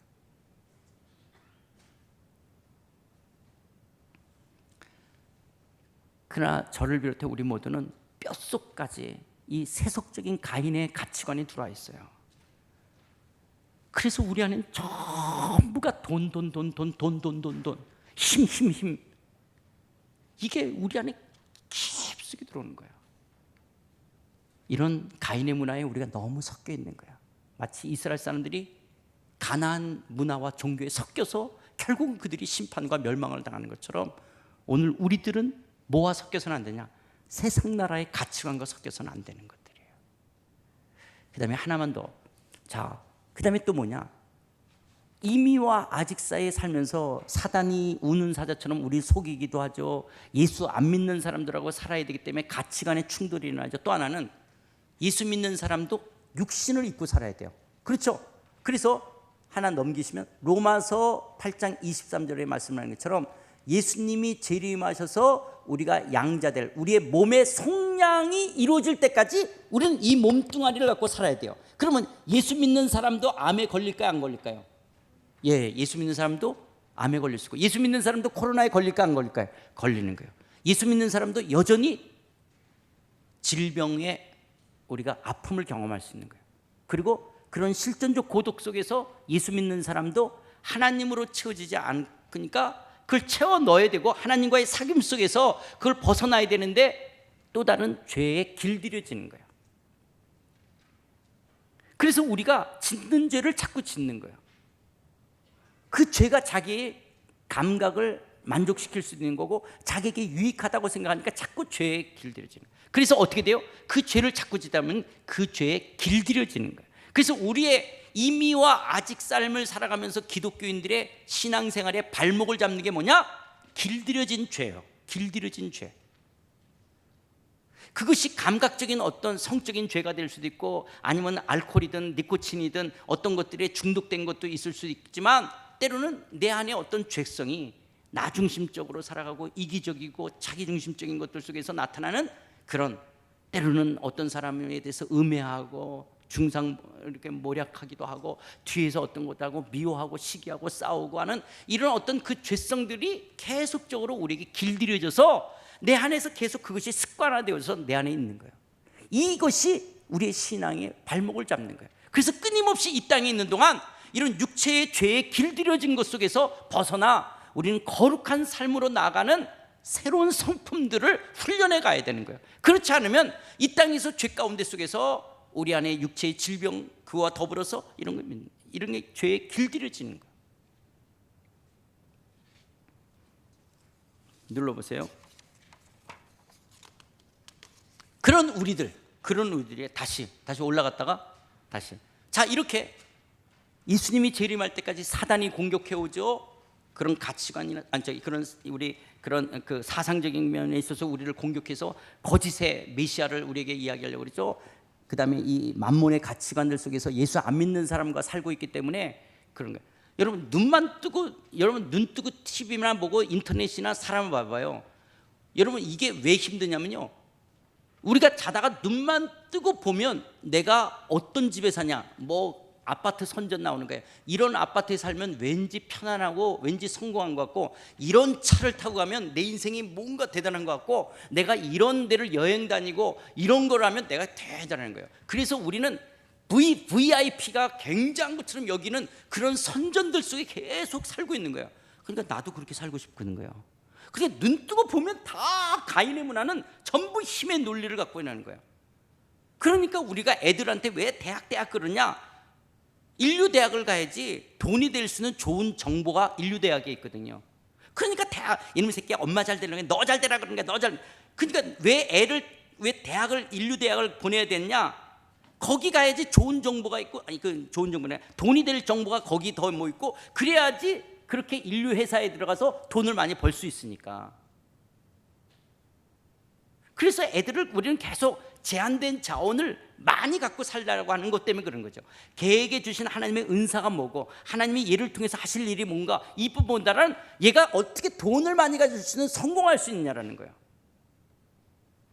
하여튼 그 다음에 육신의 연약, 이런 면 속에 길들여진 죄, 이런 것들이 더 있을 수 있어요. 이미와 아직 속에 우리가 갈등하는 요소가 더 있겠지만, 그런 우리를 위해서 주어진 공동체가 있어요. 그게 뭐예요? 떨어뜨려요. 교회라는 공동체를 주신 거예요. 교회. 이것을 골로새서 1장 24절에서 이렇게 말합니다. 나는 이제 너희를 위하여 받는 나는 이제 너희를 위하여 받는 괴로움을 기뻐하고 그리스도의 남은 고난을 그의 몸된 교회를 위해 내 육체에 채우느라. 여러분, 그리스도의 남은 고난이 뭐예요? 예수님이 십자가에서 기절했어요, 죽었어요? 예수님이 십자가에서 기절했어요, 죽었어요? 그러면 그리스도의 남은 고난이 뭐냐라는 거예요. 예수님의 남은 고난을 그의 몸된, 예수님의 몸된 교회를 위하여 사도 바울이 자기 육체에 채우느라. 그래서 내가 교회의 일꾼이 된 것은, 이렇게 말해요. 그리스도의 남은 고난이 뭐예요? 자, 예수님은 아까 부활 승천하셨죠. 승귀하셨어요. 교회의 머리가 누구죠? 우리의 머리가 누구예요? 예수님은 승귀하셨어요. 근데 교회의 몸인 성도, 우리는 아직 어디 있어야 돼요? 이 땅에 있어야 되는 거예요. 이게 그리스도의 남은 고난이에요. 예수님이 재림하셔서 우리도 미래적 하나님 나라에 들어가기 전까지 우리는 이 땅에 아직은 있어야 돼요. 이게 그리스도의 남은 고난인 거예요. 그래서 그의 몸된 교회를 위하여 사도 바울이 자기가 교회의 일꾼이 됐다는 거예요. 그 말은 아직 이 땅에서 고난받는 우리 성도들, 우리들을 위하여 우리를 섬기는 그 직분의 일을 하는 거예요. 그래서 그리스도의 복음을 각 사람에게 전하여 각 사람에게 전파하여 각 사람을 그리스도 안에서 온전한 자를 세우기 위해서 성령 안에서 끝까지 힘을 다하는 것, 이것이 사도 바울이 교회의 일꾼이 됐다라고 이야기하는 거예요. 그렇기 때문에 여러분, 오늘 교회에 누가 필요하냐? 교회 일꾼이 필요해요. 교회 일꾼은 뭐 하는 사람이냐? 사단이 거짓의 아비로서 거짓 메시안을 가르치려고 그러고 절대적 진리로 살지 못하도록 하는 것들 속에서, 또 예수 안 믿는 이런 가인의 문화 속에, 가치관들 속에, 또 육신의 연약함과 그다음에 거룩한 삶을 살지 못하고 길들여지는 이 죄 속에서 진리 가운데 하나님의 말씀으로 하나님의 나라의 거룩한 백성으로 살아가도록 그들을 말씀으로 권하고 말씀으로 양육하고 말씀으로 세울 교회 일꾼. 그래서 교회 일꾼으로 1차적으로 누굴 세워요? 목사를 세우시는 거예요. 그렇게 교회 영혼들을 섬기겠다라고 목사로 헌신하는 거예요. 그래서 목사가 해야 될 것이 말씀으로 영혼들을 양육하는 것들이죠. 그래서 진리로 살아가도록. 그래서 이 세상 나라의 사상적으로 사단이 어떻게 우리를 공격해 오는지를 알려줘서 사단에게 속지 마십시오, 그런 사상적인 것들에 속아서는 안 된다라고, 우리는 이 진리의 말씀을 쫓아야 된다고. 그리고 여러분, 비록 고난의 길이라 할지라도 우리는 세상 나라와 섞여서는 안 됩니다. 돈의 문학, 만몬에 쫓아가서는 안 됩니다. 그런 가치가 아니라 우리는 하나님 나라의 가치를 쫓아가는 것들입니다. 그리고 우리는 육체의 죄에 매어서 살아서는 안 됩니다를 가르치는. 근데 물리적으로 사람이 많으니까 목사 혼자 할 수가 없어서 장로를 세우고 권사를 세우고 안수집사를 세우고, 교회, 여러분 소그룹을 뭐라 그래요? 목자라 그럽니까? 순장이라 그럽니까? 예? 나눔터? 그 리더를 뭐라 그래요? 돌보미? 예, 돌보미를 세워야 되는 거예요. 왜냐하면 그 돌보미가 있어야 되니까. 이렇게 교회 일꾼들을 세워야 되는 거예요. 주일학교 교사들을 세우고 일꾼들을 세워서 서로 사단의 공격이 있고 넌크리스찬들이 있고 육신의 연약함들 속에 우리는 거룩한 하나님 나라의 백성으로 살아가도록 하는 거예요. 그렇기 때문에 교회는 세상으로부터 부름받은 하나님의 백성이며 동시에 세상을 보냄을 받은 예수 그리스도의 제자들이 모이는 공동체예요. 교회는 사람이에요. 예배당, 이거는 성전이라는 것은 우리 사람이지, 이건 건물이에요. 건물. 우리 예수 그리스도를 믿는 우리들이 성전인 거예요. 우리들 이 하나님의 백성과 예수의 제자들의 모임이 교회인 거예요. 그래서 이 교회 속에서 뭘 하냐?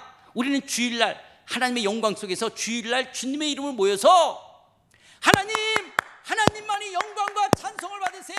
하나님이 창조주십니다. 나의 구원자십니다. 내 삶의 목자장이 되십니다. 반드시 예수님의 재림이 이루어질 것이고 미래적 하나님 나라는 완성될 것입니다. 하나님의 이름만이 높임을 받으세요. 할렐루야. 이걸 주일 예배라고 말하는 거예요. 근데 주일 예배는 은혜 받으러 오는 게 아니라 하나님 영광과 찬송을 받으세요, 이걸 주일 예배라고 하는 거예요. 그런데 우리는 주일 예배를 전부 이렇게 은혜 받으러 오는 거예요. 나를 만족시켜 달라는 거예요. 찬송가도 나를 만족시키고 설교도 나를 만족시키고 교회 프로그램도 나를 만족시켜 달라는 거예요. 그걸 은혜 있다라고 생각하는 거예요. 그건 이기적인 소비자들처럼 모여있기 때문에 목사들도 자꾸 소비자들을 만족시키려고 하는 거예요. 그게 아니에요. 주일 예배는 철저하게 그분을 높여드리는 거예요. 하나님만이 영광과 찬송을 받으세요. 왜 그러냐? 그렇게 하나님만을 하나님이라고 고백하며 하나님의 하나님 되심을 높인다는 것은, 나는 이 땅에 두 발을 딛고 살지만 나는 이 땅에 속한 자가 아니라 하나님께 속한 자라는 것을 고백하는 거예요. 그래서 우리가 월요일부터 토요일날 보면 예수 안 믿는 돈의 문화 속에 사람들과 같이 섞여서 살게 돼요. 그런 가운데 속에서 때로는 사단의 공격이 있고 그런 세상의 가치의 공격이 있고 육신의 연약함들 속에서 우리가 때로는 넘어지고 쓰러질 수 있는 우리들이 비록 연약함이 있지만 주일날 함께 모여서, 그래요, 내 안에 연약함이 있고 이런 세상에 내가 아직은 있지만 나는 하늘에 속한 자입니다. 내가 육신을 입고 살지만 나는 육으로 살 자가 아니라 하나님의 영으로 살 자인 것을, 내가 누구인지를, 그리스도인의 정체성을 예배 속에서 늘 확인하는 거예요.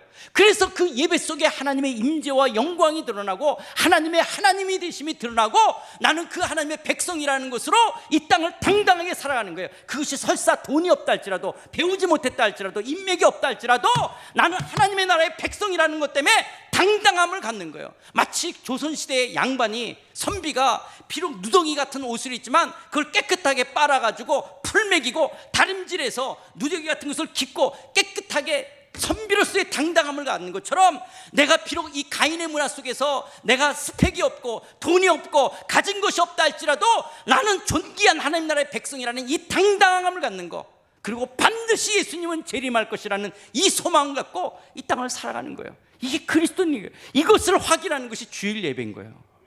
그러면서 교회에서는 양육과 훈련이 이루어져요. 왜 양육과 훈련이 있어야 돼요? 그런 사단의 공격이 있고 예수 안 믿는 사람들이 있기 때문에 말씀으로 내가 훈련되고 무장되지 않으면 내가 견고하게 쓸 수가 없는 거예요.